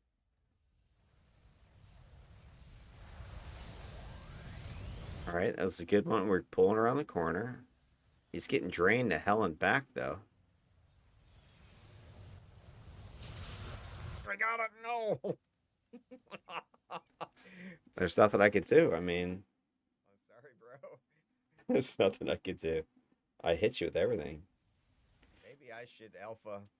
All right, watch this. With buffs is hard. Right, so he does the taunt. It's fine, all right? He gets sappered right there. All right, give him some buff. Yeah, Saint should have stayed back again. So boom. I think we're good. We got it right here. Stay that position. You get hit again by a sapper. I got it, no! I mean, there's not. He's like in a burn patch. Right here. I'm sure all his shields are crashing here. It's just burning, burning, burning. No! Dead. Tank is down, I'm sorry. I'm sorry, Oh bro. my god. Now he's back up. Let me see if I can get him back in the fight. Maybe I should alpha. Nope. Unaffected, unaffected. Bro. Man, I'm sorry, Saint. I didn't realize this was gonna be so brutal. Alpha next time. That was just brutal. Brutal, my friend. Brutal. You were being savaged. Itty. What the hell is Itty Let doing? the blaster alpha. Itty, where'd you go? Alpha next time. Where's Itty? Itty, like, goes juiced up. What are you doing? Like, okay. Oh, look at that. All right, so Itty, again, here's where maybe Itty's taking pity. Itty having a pity for Saint Tank, but Itty takes it upon herself. Okay, I mean, I guess I'll give you an A for trying. And aim buildup goes around the corner. I think, I'm assuming you're trying to get out of line of sight and hits with a fireball damage. That's pulling all this attention this way. Maybe assuming that'll give Saint Tank a chance to pull aggro. But again, like, why? I mean, if our best opening move on the team is Blaster open with Fireball, we're doomed. And you're not even the level 50 incarnate. Oh boy. Somebody's been watching too many movies or something. I don't know. Let's see what happens next. So, that's Aggro City now. They're about to die over there. Down they go. Let the blaster alpha. I'm getting out of the damn Oh, burn you. That patch. was on you, bro. This is some pugalicious crap. I love it. Got a little pug action. Yeah, I don't know what they were doing. It didn't make any sense. You guys are not gonna make the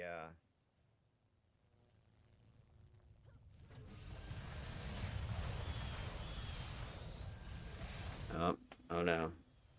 Yeah, check this out. crap. Click it. All right, watch this. Again, I'm scratching my head. Okay, ready, watch. Watch what happens. Okay, we're coming up here. Everything's cool. Now notice what's going to go down here. So our tank is moving towards the ramp. I assume taunt, maybe come up or dive down and round them up here. However, and maybe this is what gives Saint pause for a second, is in this room, there's a ramp, right? And again, if you're familiar with the game, familiar with the maps, there's gonna be a group up here, probably two, and they have line of sight on anybody that comes down in this area, right? So you got option one is, hey, the tank, let's bring them up here, pull them up the ramp, kind of stay back so they have to break line of sight to come up to us. Or you'll see what I end up doing is I'm like, ooh, I know they're down there probably.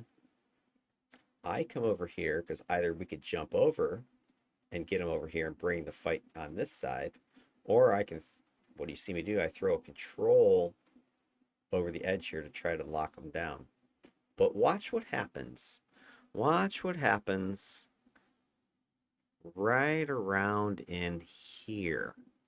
I'll give you three guesses as to who ends up right there, which alerts our line of sight friends before this group is defeated and thereby brings additional action down on our heads. Okay, you ready? I'll give you three guesses. Guess number one, guess number two, guess number three. Go ahead and type it down in the comments real quick. Pause the video if you have to. Okay, I'm checking for score here. Ready? Let me clear my telestrator here and watch what happens. Not gonna make the Okay, I'm gonna throw my control. Tank is sizing it up.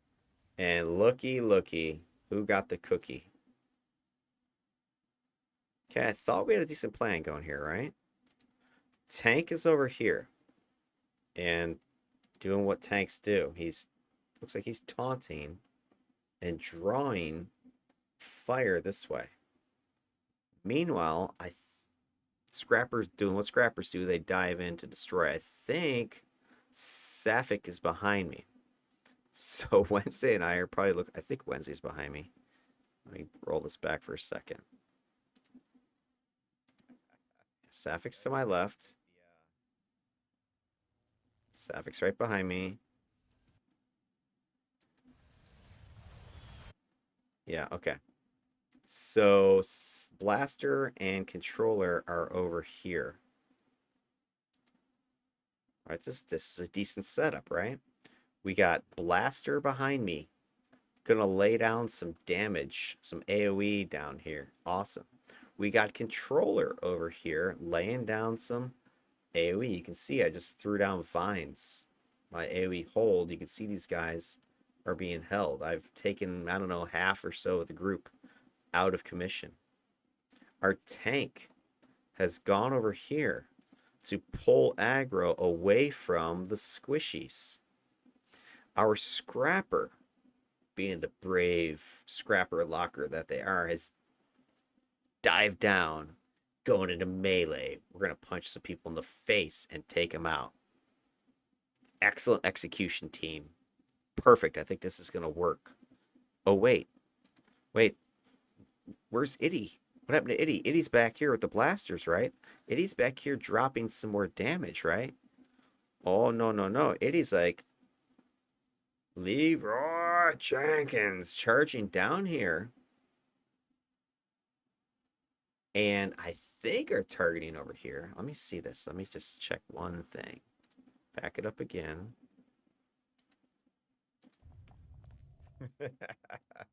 Okay. Itty's building up. Let me clear this off. All right. There's Itty. So here's Itty. Itty's following the tank again. Okay. That's sort of, traditional tactics. Follow the tank. Follow the tank. Okay. But the tank is playing distraction. Right? The tank is distracting. Itty's not even at full health. Oh, wow. Okay. Classic. This is a classic blaster flanking maneuver. So the blaster, Itty comes down here, and bam. Okay. If this was some tabletop role-playing game, you might have gotten a +2 to your to hit roll for flanking or something, or advantage. But you don't get it. Instead, what you do is you just triggered line of sight reaction from the dudes that are up here. Okay, you are now a sitting duck because you got these guys want to kill you for fireballing them, and then these guys see you and they're gonna kill you because everybody likes blaster meat. Oh boy.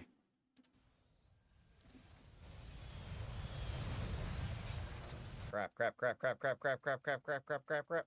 Click it. Okay, I almost died from all the freaking abuse I just took. Okay, I'm good though. I'm good. I didn't have Faraday up, right? So I got knocked back.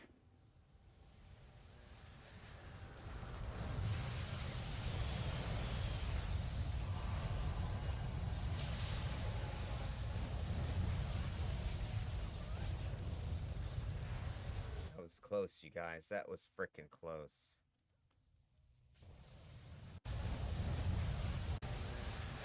Let me go back and check them out. Crap, crap, crap, crap, crap, crap, crap, crap, crap. Fireball.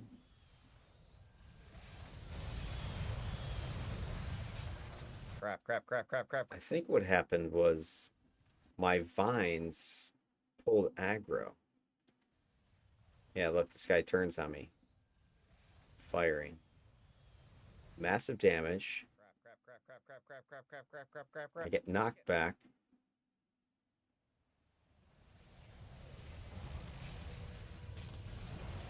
And at this point, I think Itty has alerted the group that's up at the top of the next room's platform.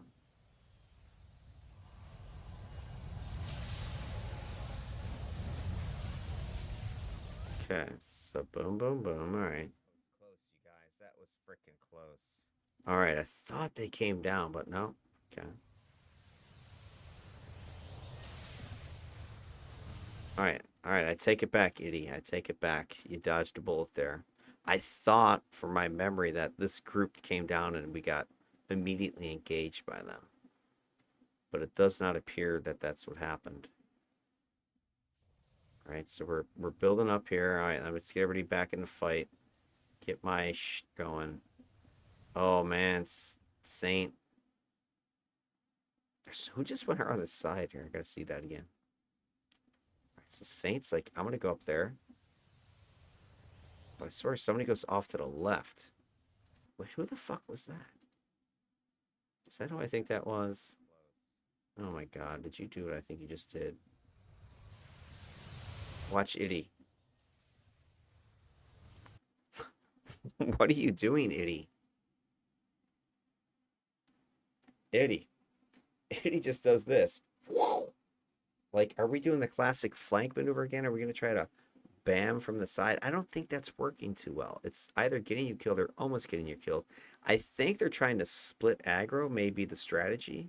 You know, I've seen that work before, right? You've got a tough enemy, and you know, if your whole team is sitting right here, that enemy's focusing everything on you, you know, you can get killed. So what you can do is split aggro and send somebody around to a side, let's say. And I've done this before, usually like a Dominator or something like that. Or if I'm playing Storm, like a Stormy, I'll go around here with Hurricane running, and I'll pull some aggro because I know I've got, you know, the to hit debuff and pulling some people in this direction. Or again, if I'm a Dominator, I might be throwing some controls this way. Just trying to split aggro so that 100% is not landing on the team anymore, especially if the team is kind of squishy, like what we're showing here. And so maybe you got a 70-30 split. All right. Now that's basically 30% damage mitigation for your team here. But I'll only do that again if I'm playing maybe some sort of defender, you know, dominator, something like that.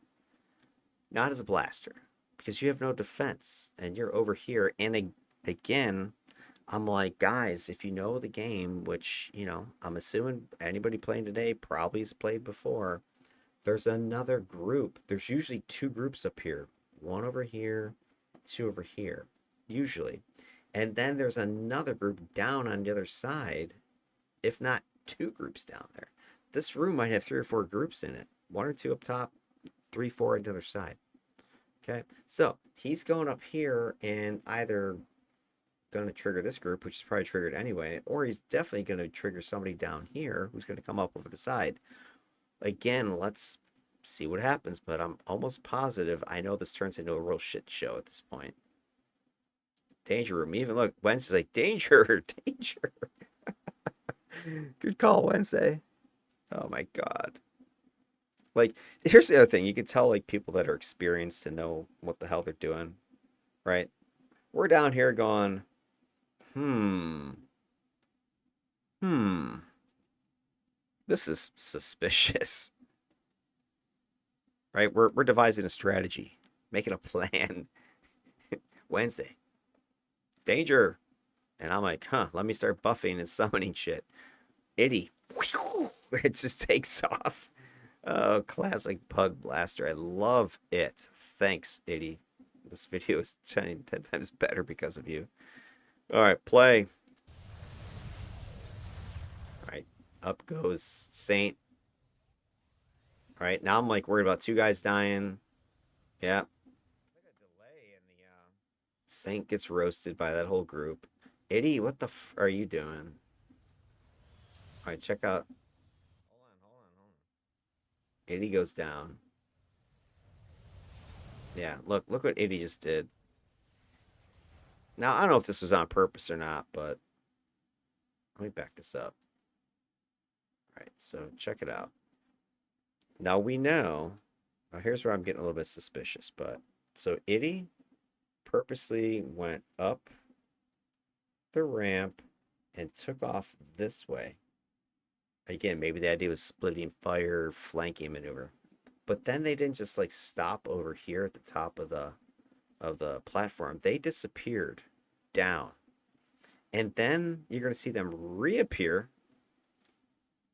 They end up dying over here somewhere. And then watch this ramp that's over here and what starts coming up. Okay, watch this. There's like a delay in the Okay, I'm focusing on the group up top. I didn't even know he took off. I mean, this is the first I'm realizing. I thought he went up there with their tank to kind of do the tank and spank. All right, so three of us are holding it together. Saint's getting back up. Let me see if I can get him buffed. He's taking damage. All right, turtle he mode. goes into turtle mode. Izzy's come up already, so check it out. Go back again. There comes Izzy back. So Izzy just came back right there in the middle of the screen. Now watch over here.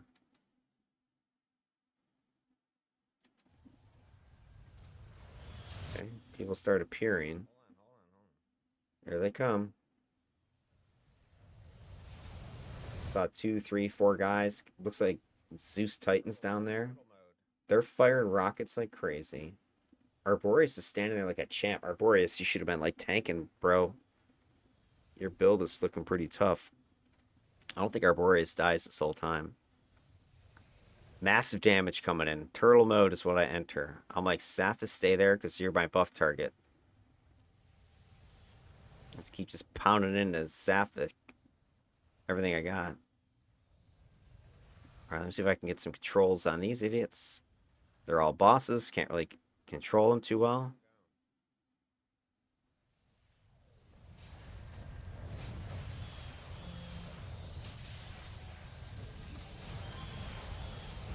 Get out Oh, there. Get out of there.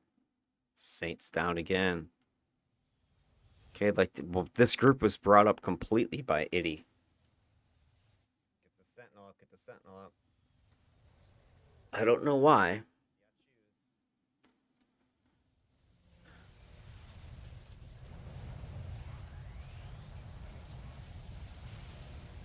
shoes. I don't know. Itty, I think, might have thought they were like 5 levels higher than they were.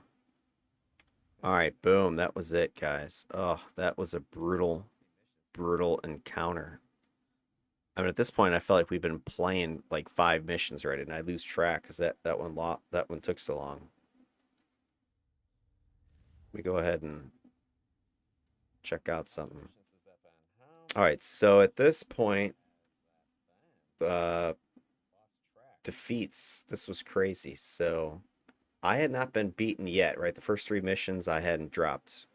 But check out what happened with that mission right there. So mission 3, So Malta. 12 ally defeats. Easily, Saint was 6 or 8 of those, and then the other ones was Itty. I don't think anybody else died besides those two. And again, I'm not blaming people, whatever. It doesn't matter to me, but it's just like, look at that mission. It was a hell mission. You know, it was what 3/4 of our deaths or something like that for the team. Crazy amounts of damage were coming in. Uh, and but that's the thing, like people seem to almost be purposely doing stuff to get themselves killed or just I don't know. We had a strategy. The strategy seemed to work when we were like tank, taunt, hide, let the groups come to us, and then smoke them when they come up. And that only worked. We only did it 2, 3 times. The rest was just like charge, stand there, flank, whatever was going on. I don't know, but it was crazy. And then Itty, maybe that's why Itty was doing that because they had to go. Maybe they're just like, F it, I need to go. Let's finish this mission as fast as we can. So we recruit another body, and the person we get. Actually, we go. All right, so at this point, I'm like, well, screw it. Let's just go and run a 4-man. This will kind of match with what we did with Emperor Avenger. We had a group of 4 at one point, so I figured let's go with this. I think our blaster friend was starting some fights he couldn't finish. And now I'm suspecting, or at least what I was just saying there was that I wonder if things go smoother now because we don't have a blaster flying off the handle every second, right? We've got our tank I can focus on. We got our scrapper and blaster, bringing in the heavy bombs. So let's see if this mission goes smoother. You just saw 3 missions with our blaster, or Pug Blaster 80. killed in that last thing.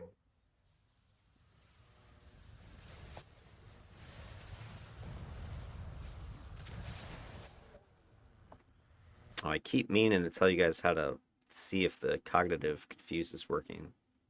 But I'm just like, fuck it. Throw this in here. Let stuff come.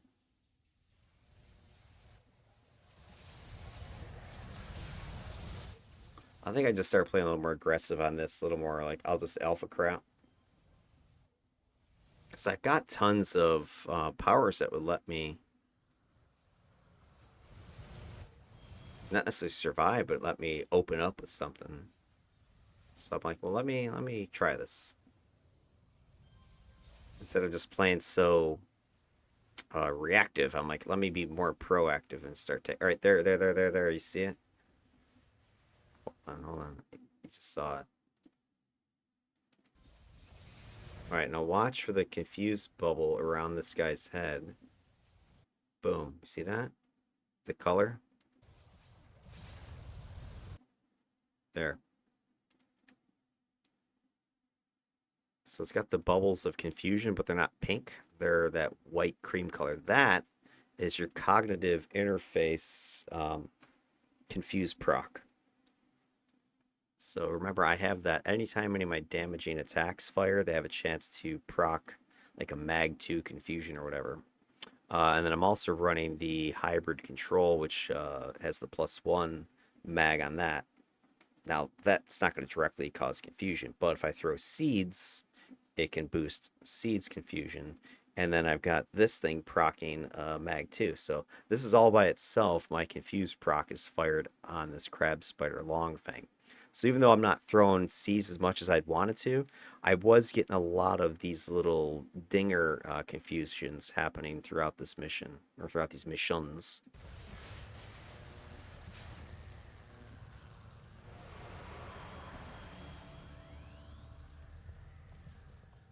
Again, I'm just like, F it, I'm going to open up.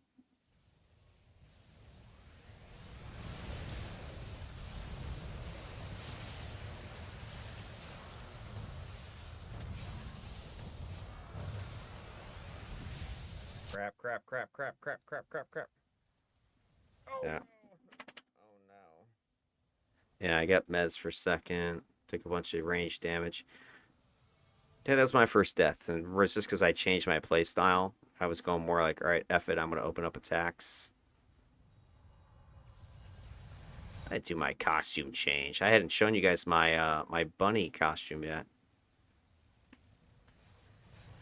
If you know what Ostara is means, then you'll know why I've got a bunny costume and a rainbow of costume change emote there.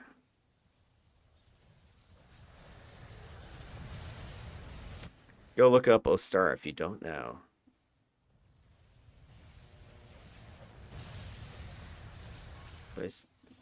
My character is the embodiment of that entity. All right, go back to buff mode. Buff mode. I think this might have been the most damage that Sapphic took was during this mission. There's only four of us. She had to play more, out there. You didn't have Itty shoving their face in front of everything. And I think at this point, Saint is like freaking gun shy. And I don't blame you, buddy, because like you were getting your A handed to you on a regular basis.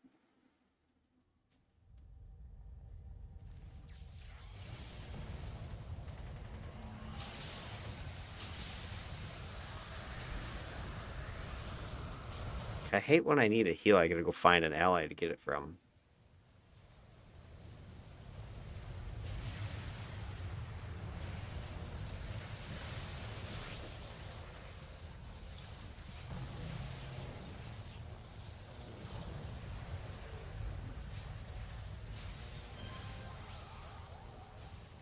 I had to hop into my hardened Easter Bunny shell costume.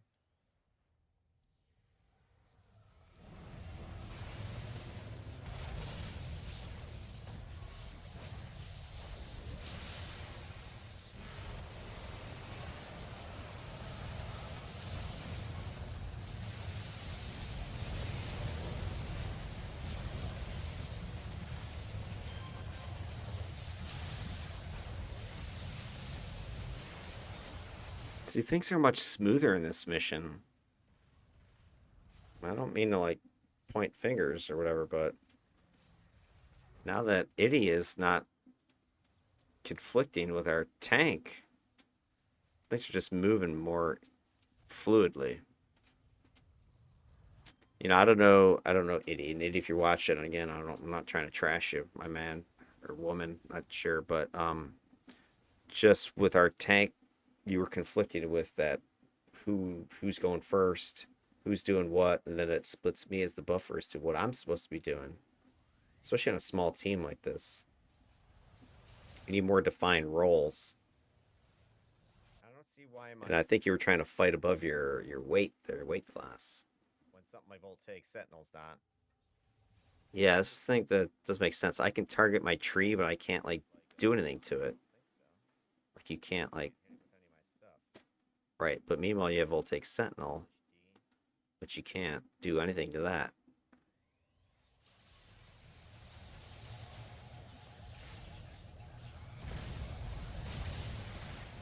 So that was a good one right there. So Saint pulls things towards the door. He's taking shit tons of damage though. Pulls towards the door, sets them up for me, and when they got close enough, I just hit them with seeds and roots just to kind of pin them all right there.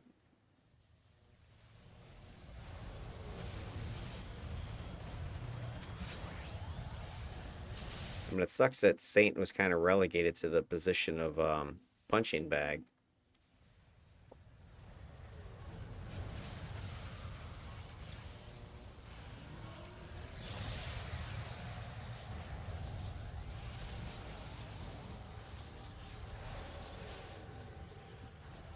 All right, here's our girlfriend.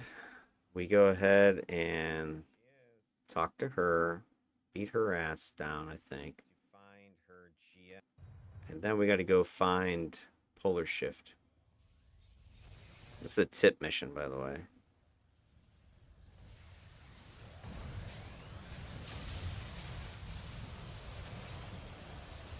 All right, so Saint is getting beat again. Look how much damage. He just keeps taking damage. I'm spamming on him. All right, so we go through this. We go ahead and find Polar Shift. Let's kind of get to that part.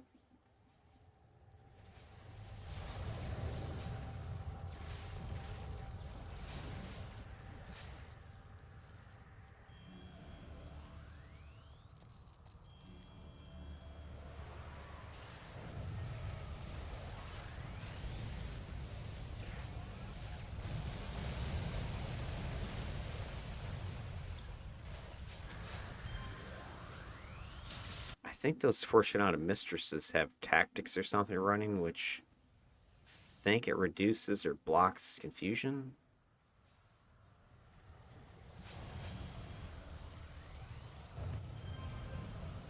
All right, so she gets her butt smoked.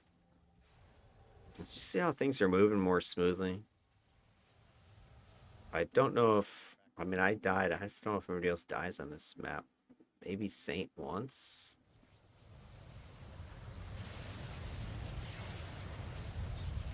But just more smooth. So, maybe Itty's a newer player or something, or just was impatient, was trying to get out of here. This is the other issue with why I'm kind of hesitant about inviting people I know, like from Best of the Worst crew, just because they know what I'm doing and they're going to be patient and playing. And, whereas if you're playing with a pug, people like, our blaster there, and they're just like, I'm in a hurry, I got to go shopping or whatever. I don't know. They're just going to do stuff that, you know, somebody from Best of the Worst is not going to do because they know, Dark is making a recording here, so I'll hang in there. I think they're running tactics or something. It's messing up my confuse. Agreed. This might have been the most damage Arboreus took, so I do think we are taking more distributed damage now because we're 80% of the team now, so we have Saint's still taking some damage, but now whatever damage Itty was taking is split amongst all of us. I threw everything out there I could. Look at that. Let's back that up again. I don't know what hell. Oh, he's buddy. Hold on. All right. I hope. All right, we go around a corner. Vote on which is the best, because he's like getting wrecked. Oh shit! Hold on, bro. Hold on, buddy. Hold on. Okay, full absorb. Full heal. I gave him the others. I gave him all. He got all the circuits. All of them. Dead. I threw everything out there I could. Right? I mean, he had everything. Faraday, you name it. Still didn't matter. Hold on. I gotcha.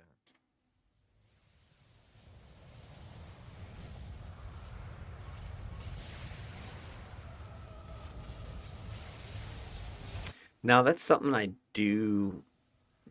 am noticing now as I compare the two videos, the two team missions. I never felt when I was playing Emperor Avenger that there's just nothing I can do. Like, I didn't feel helpless. Here I feel helpless. Like, there's just nothing I can do. I don't know if that's a buff number thing, or if that's just a feeling. Obviously different mission, different players, different characters. Who knows? But I'm just like, man, when I played Emperor, it was never like, oh crap, there's just nothing, even though I'm hitting you with everything. I did feel a few times of just like, man, I can't find you, or I can't find an ally to buff you. There was that, but it was never just, you're right in front of me. I got some juice, but it's just not going to be enough. You're dead. Sorry. It's just a lot of this is sort of stationary play.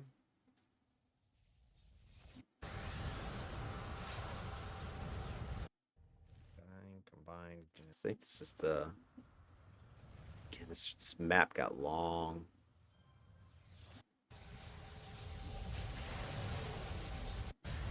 Oh, wait. This is actually pretty creepy. So, we finally find Polar Ship. As soon as you talk to her, click on her, boom, these guys spawn right on you. This is Ghoulish Delight, this council guy. So right there.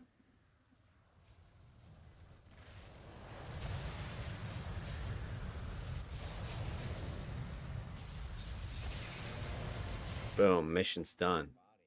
All right, we need another body because we still have to run this mayhem mission. So we pick up Layered Bob, another one of our Bow Wow, best of worst. And we're running the mayhem, the PI mayhem.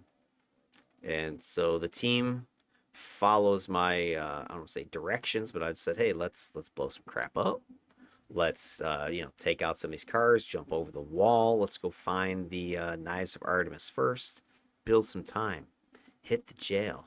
This was the same kind of stuff I was telling the team from the last run, but they didn't listen. They were just taking on the PPD and engaging in every fight. So you're going to see this mayhem goes way smoother than the one with our friend Emperor Avenger. So we got a couple minutes of spare time from blowing stuff up. We go to take out the knives in the alley right around the corner there from the entrance. And the jail is the building to our right. So as soon as we kill these guys, you don't need to kill these guys to get in the jail, but it's just, kind of makes it feel like you did it.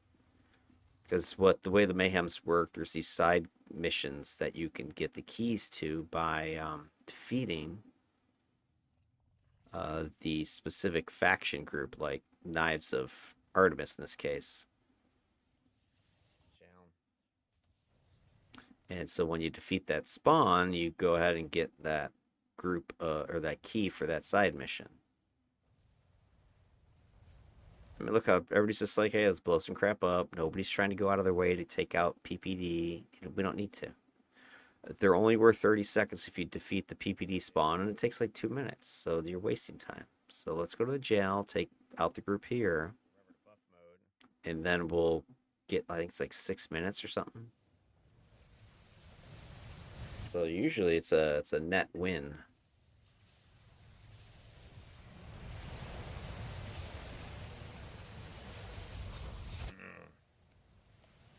Sick it up, siren. I love that puke animation.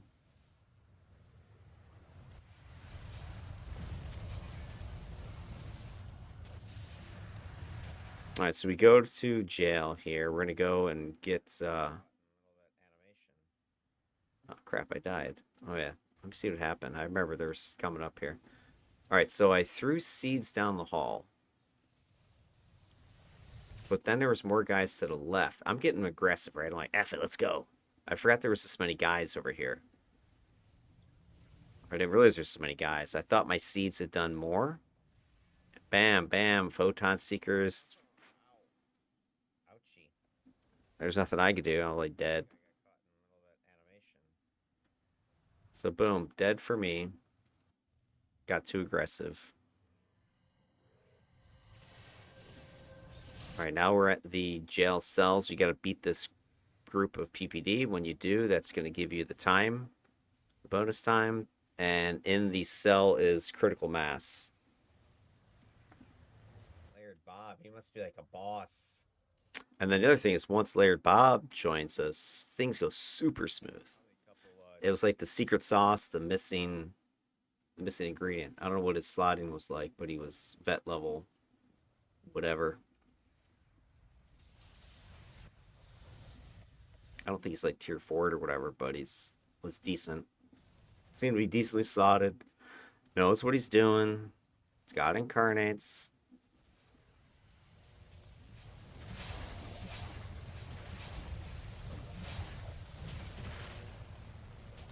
And it's just an extra piece of beef that we could throw out there on the plate, keep things occupied. Now, I want to quickly get out of the jail because I know there's another ambush coming, and there's no point in us sitting here fighting it. Let's just get out of here.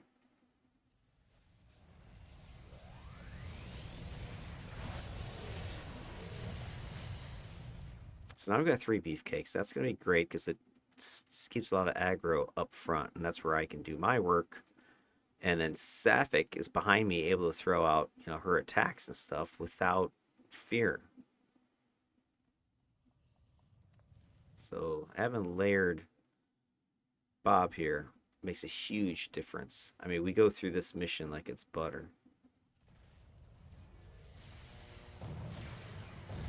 I freaking hate these guys. Their range is effing insane. They just do a shit ton of damage. Look, here comes that ambush to the right. Bunch of them. All headed to the bank. Couple enforcers.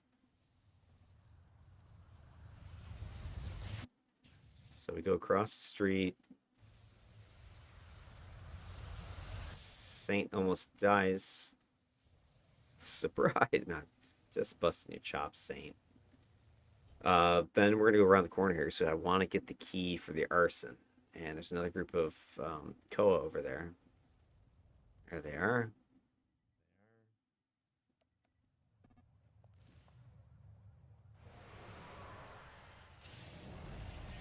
And Laird almost gets themselves killed. We get a nice spawn of longbow. I think that was because Laird Bob made that left turn. So again, if you don't know much about the game or you haven't done Mayhems in a while, there's trigger points on the map, like cooked into the geometry, to the geography, where certain longbow ambushes trigger. That's why when I'm playing, especially if I'm doing the solo, I try not to trigger them. And I know there's a trigger point back down this street, heading back towards the entrance. There's like the chopper that drops you off. There's a group of PPD right in front of you, like pretty much begging you to come and attack them. And then just past them is the trigger point for that longbow ambush. So we triggered it because Laird Bob went over there to go beat up those cops right there in the street. I'm pretty sure it's over there somewhere. Now, if you just ignore those cops and head straight this way, you're not going to trigger any longbow, and then you can go around this way and not trigger any longbow either. So this is a trigger point for longbow back along the street here that you can avoid. So if you play the game enough or run these mayhems enough, you'll figure out where those locations are and be able to avoid them if you want to, or trigger them because you want more, action.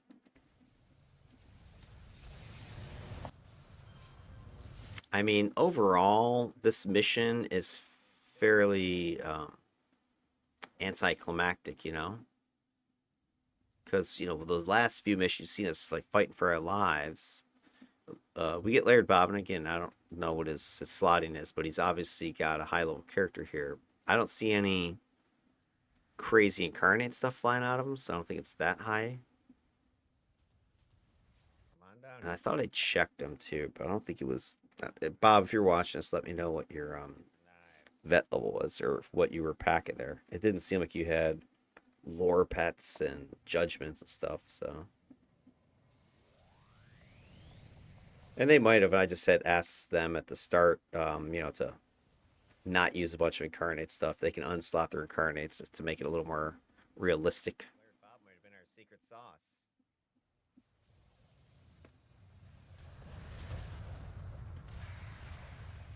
All right, we got the key. Now I'm gonna go get the arson done. Now, as soon as you enter this building, you're gonna trigger an ambush. Oh, we're ahead of So pace. within like 30 seconds, Incoming. right there, hold it, boom, they're on their way. So this is where you got to work coordinate as a team. If you get split up, you know, half your team's running down the street, the other half's coming in here. They'll probably you'll get this ambush, and then your teammates that are running around the street will trigger something else.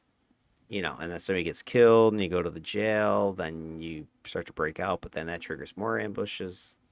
It can break down real fast. So at this point, I'm like, hey guys, I'll somebody go start clicking back there. I'm gonna stand here and hold this down. That's one thing I think Plant can really do well. Plant, just with all your pseudo pets, and then I've got the Electrical Affinity stuff as well. They give me the buffs just point blank like this. Just hold down a doorway. So boom, we got the 4 minutes for the arson now. We're at 15, 16 minutes, so we're still ahead of pace. You start the mission with 15 minutes, so we got more time than when we started. We've taken out 2 side missions already. I'm gonna finish killing these guys.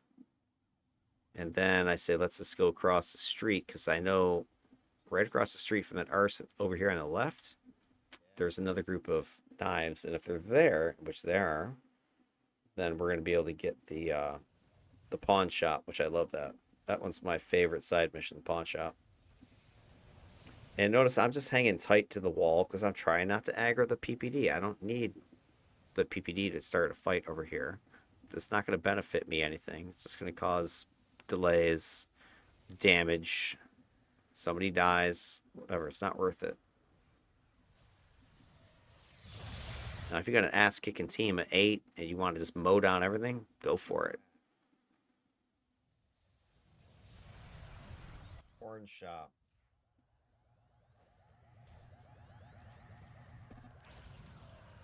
Pawn shop straight ahead, right there.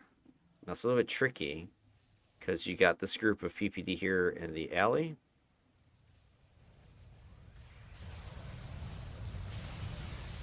And then when I go to the front, when we get past this group, the front of the building is like hot.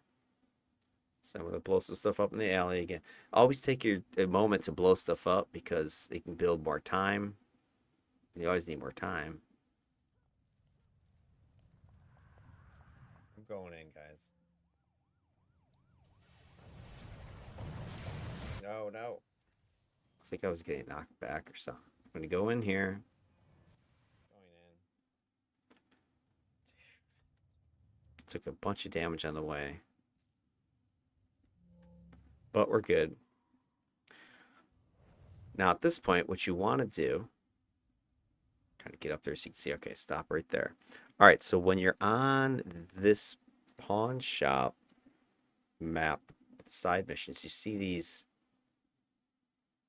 cones of reddish light. Those are the alarms. And if you step into them, they're motion activated. It'll trigger an ambush. So you can, if you're trying to be sneaky, and kind of sneak around them and go click the safe glowies on the wall. Like, let's say you're playing a stalker or something like that. But if you're on a team like this, you want I want ambushes. So I'm like, trigger everything. So whenever I'm playing a team, I will, or I'll tell somebody, trigger everything. Now, my character's built more for holding a door position, so I'm going to tell somebody to go click everything. I think Sapphic Siren goes back there and starts clicking everything, triggering all these ambushers. And then the rest was just door sit, camp on the door, and just slaughter all the ambushers, longbow, PPD, whatever comes in until we get lots of XP.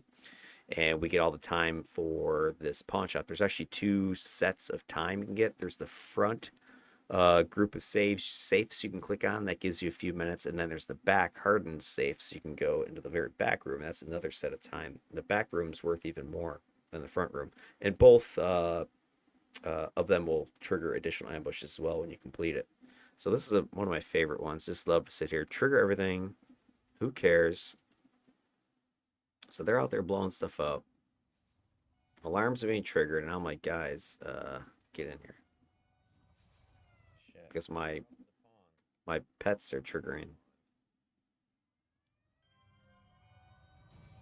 I think my vine's triggered. Because nobody else is on the map. Now here comes trouble. I'm like, okay, great. I need my team. Where are they? All right, here they come. Go trip all the shit. Trip the shit.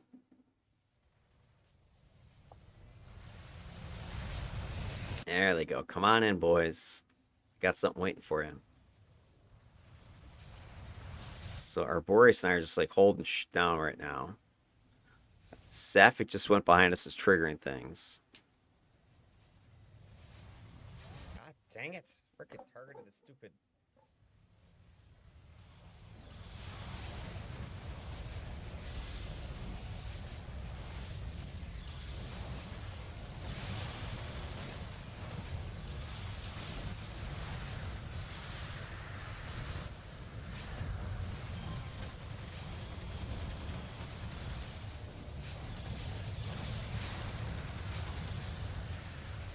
Poor Santa.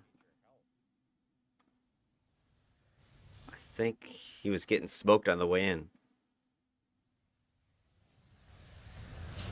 I don't know what happened to there's Laird. So I think Laird, Bob, and Saint Tank were out in the street still fighting. And I imagine they got ganked when they're out there because both of them took some heavy damage. And by the time I think Saint spawned here inside, he was dead.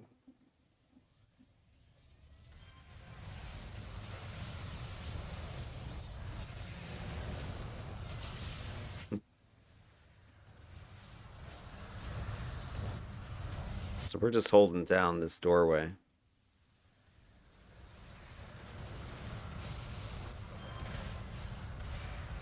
Let them come to us. I love it. Sapphics putting in work behind us. I hope Wednesday you got your clicky fetish satisfied back there. Yeah. Clicky clickies. More alarms. More incoming.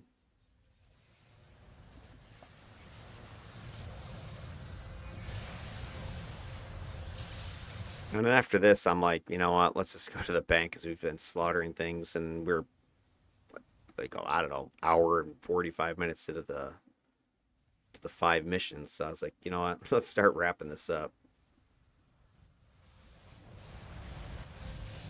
Yeah, you got to be clicking all kinds of stuff back there. Wednesday, you got to be jonesing. There won't be jonesing after that. Like, there's like 6 or 8 safes you got to click. Boom. We're just stacking these guys up. That's disgusting. So they don't have a chance. So especially if like a masterminding team, they put a camp right here. Or if you got someone with traps, it's beautiful.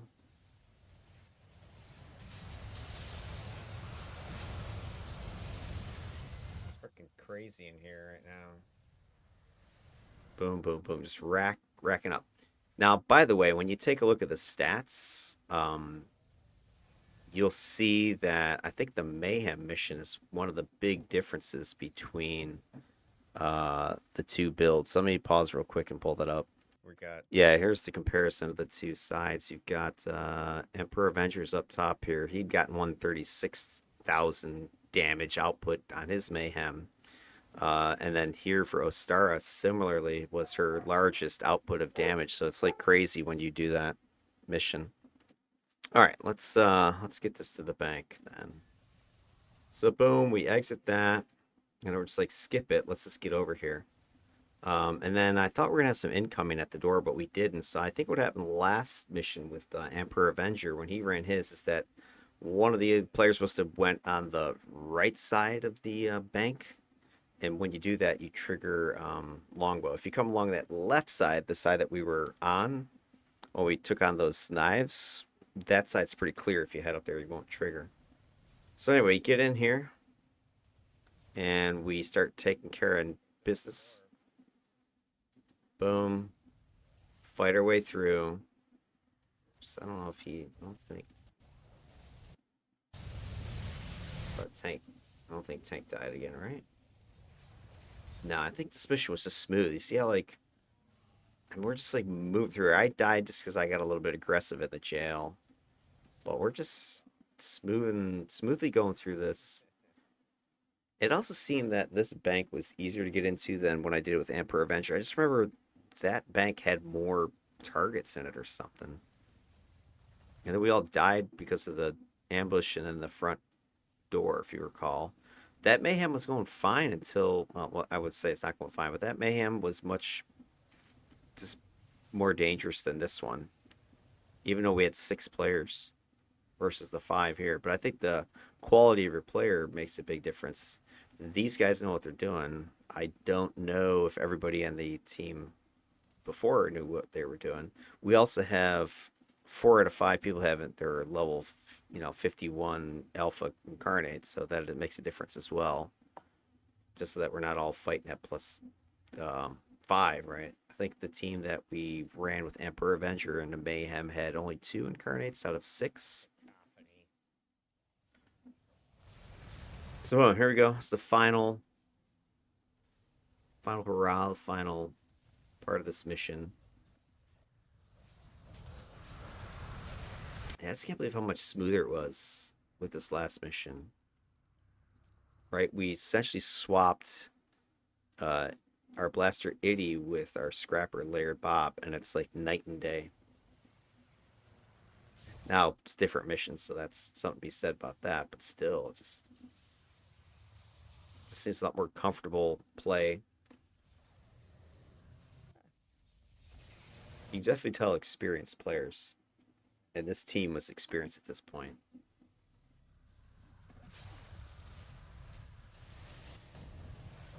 Where I suspect that Itty might have been either newer or they're, in a rush they had to get out of there. Could be one of the two. Cacophony, smoked, dead, toast. I mean, that was it. That's how fast that was. All done, right? Disgustingly piece of cake that was. Boom, let's pull this up. All right, so hey, let's kind of wrap up this video because, man, we have gone a country mile in length on this one.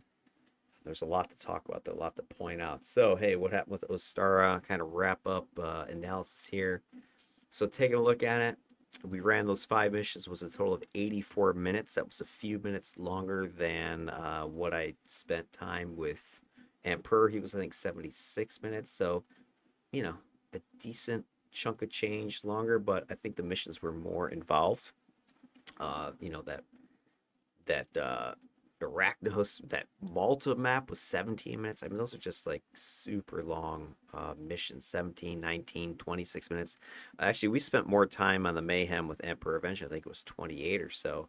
So these missions were just long. The good thing, or at least the consistent thing, was we had a team of 5 for 4 out of the 5s. So that makes it a little bit more consistent with what we had to deal with Emperor's team. But overall, she did a little bit better. Not significantly different. 2 defeats versus Emperor, I think, at 3. Risk, 18 allies defeated. What did Emperor Avengers defeats look like? Kind of do a little side by side. I don't want to get too much into the weeds on it right now. Just kind of give you the comparison. 19 allies died with him. So she about the same, right? 18, 19. I wouldn't say right now there's really no difference. You've got 3 deaths, personal deaths versus 2. You got uh, 19 versus 18. So nothing, nothing out of the ordinary crazy at this point.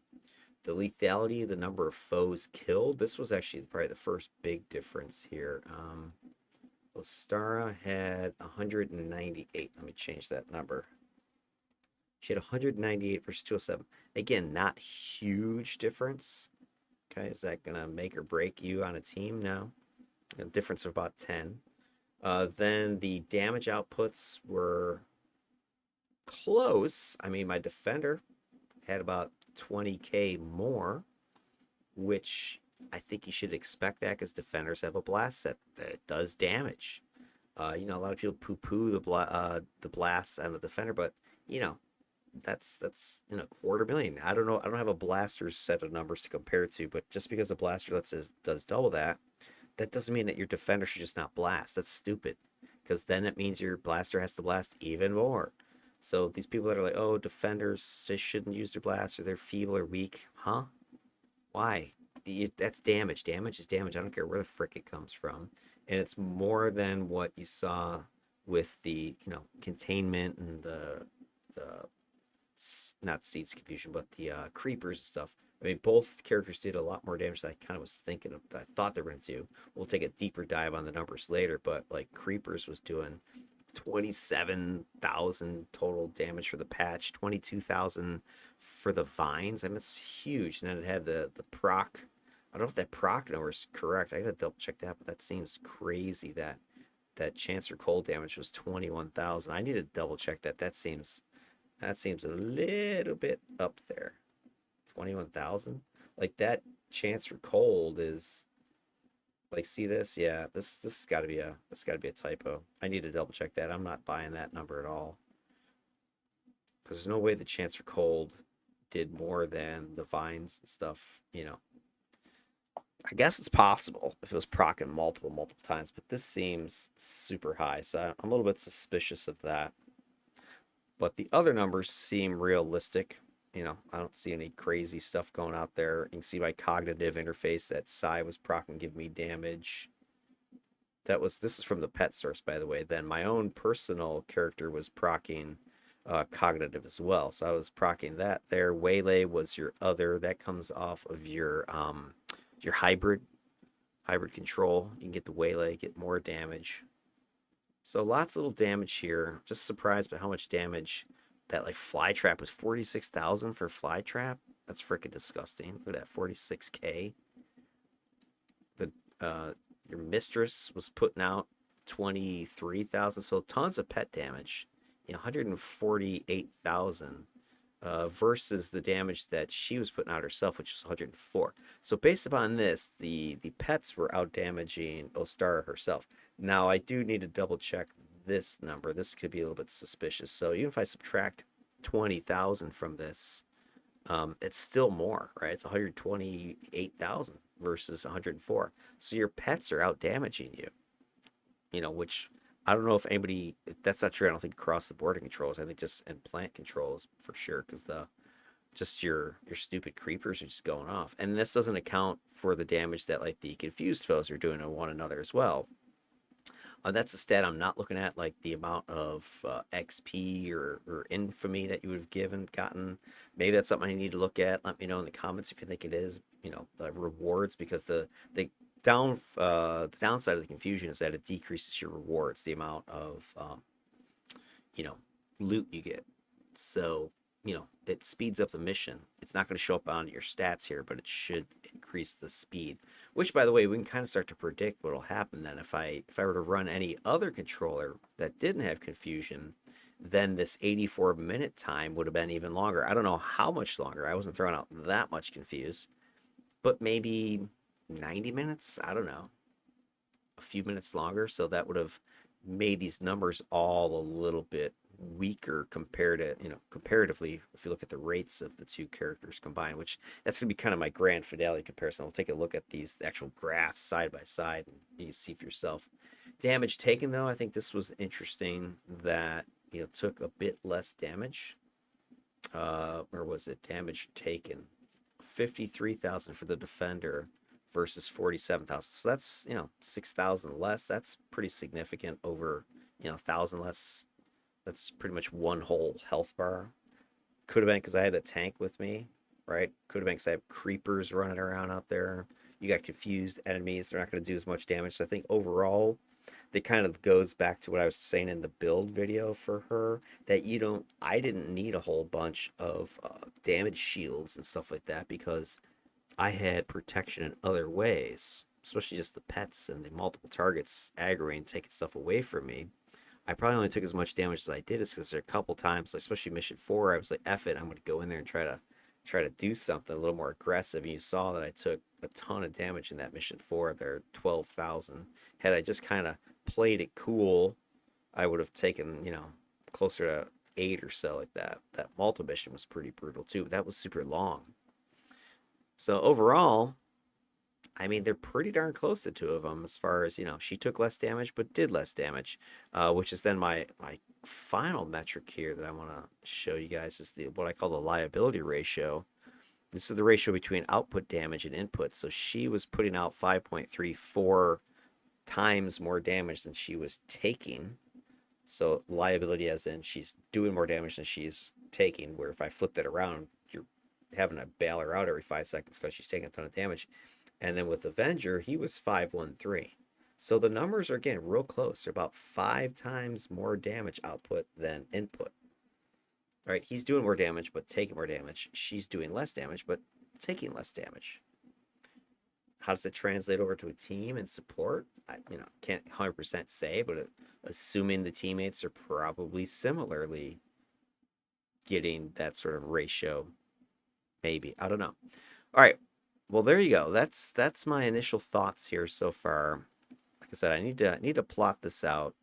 I have all the graphs and stuff. I've been posting those up, at least for Emperor Avenger, and his stats. They're all posted up to the Homecoming server forums, and you can see for yourself what those numbers are looking like, and the graphs and stuff. I'll post hers, and then I'll kind of have like a final analysis, at least of electrical affinity. I can't say too much yet. I mean, the data right now is pretty close. I can't sit here and tell you, oh yeah, controller way better on electrical affinity. Defender sucks. Not at all. They look very close to one another. That's my only thing I can really conclude. Other than that, I mean, I could explain away just about everything from differences in teammates, differences in the mission so far. And that's ultimately going to be something to factor in. And that's why I need to run this with 4 additional characters, another 20, total missions, so that I can have a bulk of data to compare 25 essentially missions from 5 different defenders versus 25 missions from 5 different controllers. Aggregate all that data together and then see if there's anything there. Does anything pop out that, oh yeah, like that explains it. Who knows? I'll have to wait and see. All right, well, appreciate you all tuning in. This has been a marathon video, like 2.5 freaking hours. Who'd have thunk you could sit here and talk about a single character's team adventures with 4 other people for 2.5 hours? I certainly didn't think that when I started, but here we are. All right, appreciate you tuning in. Have yourselves a good holiday if I don't talk to you before then. In the meantime, take care of yourselves and stay safe.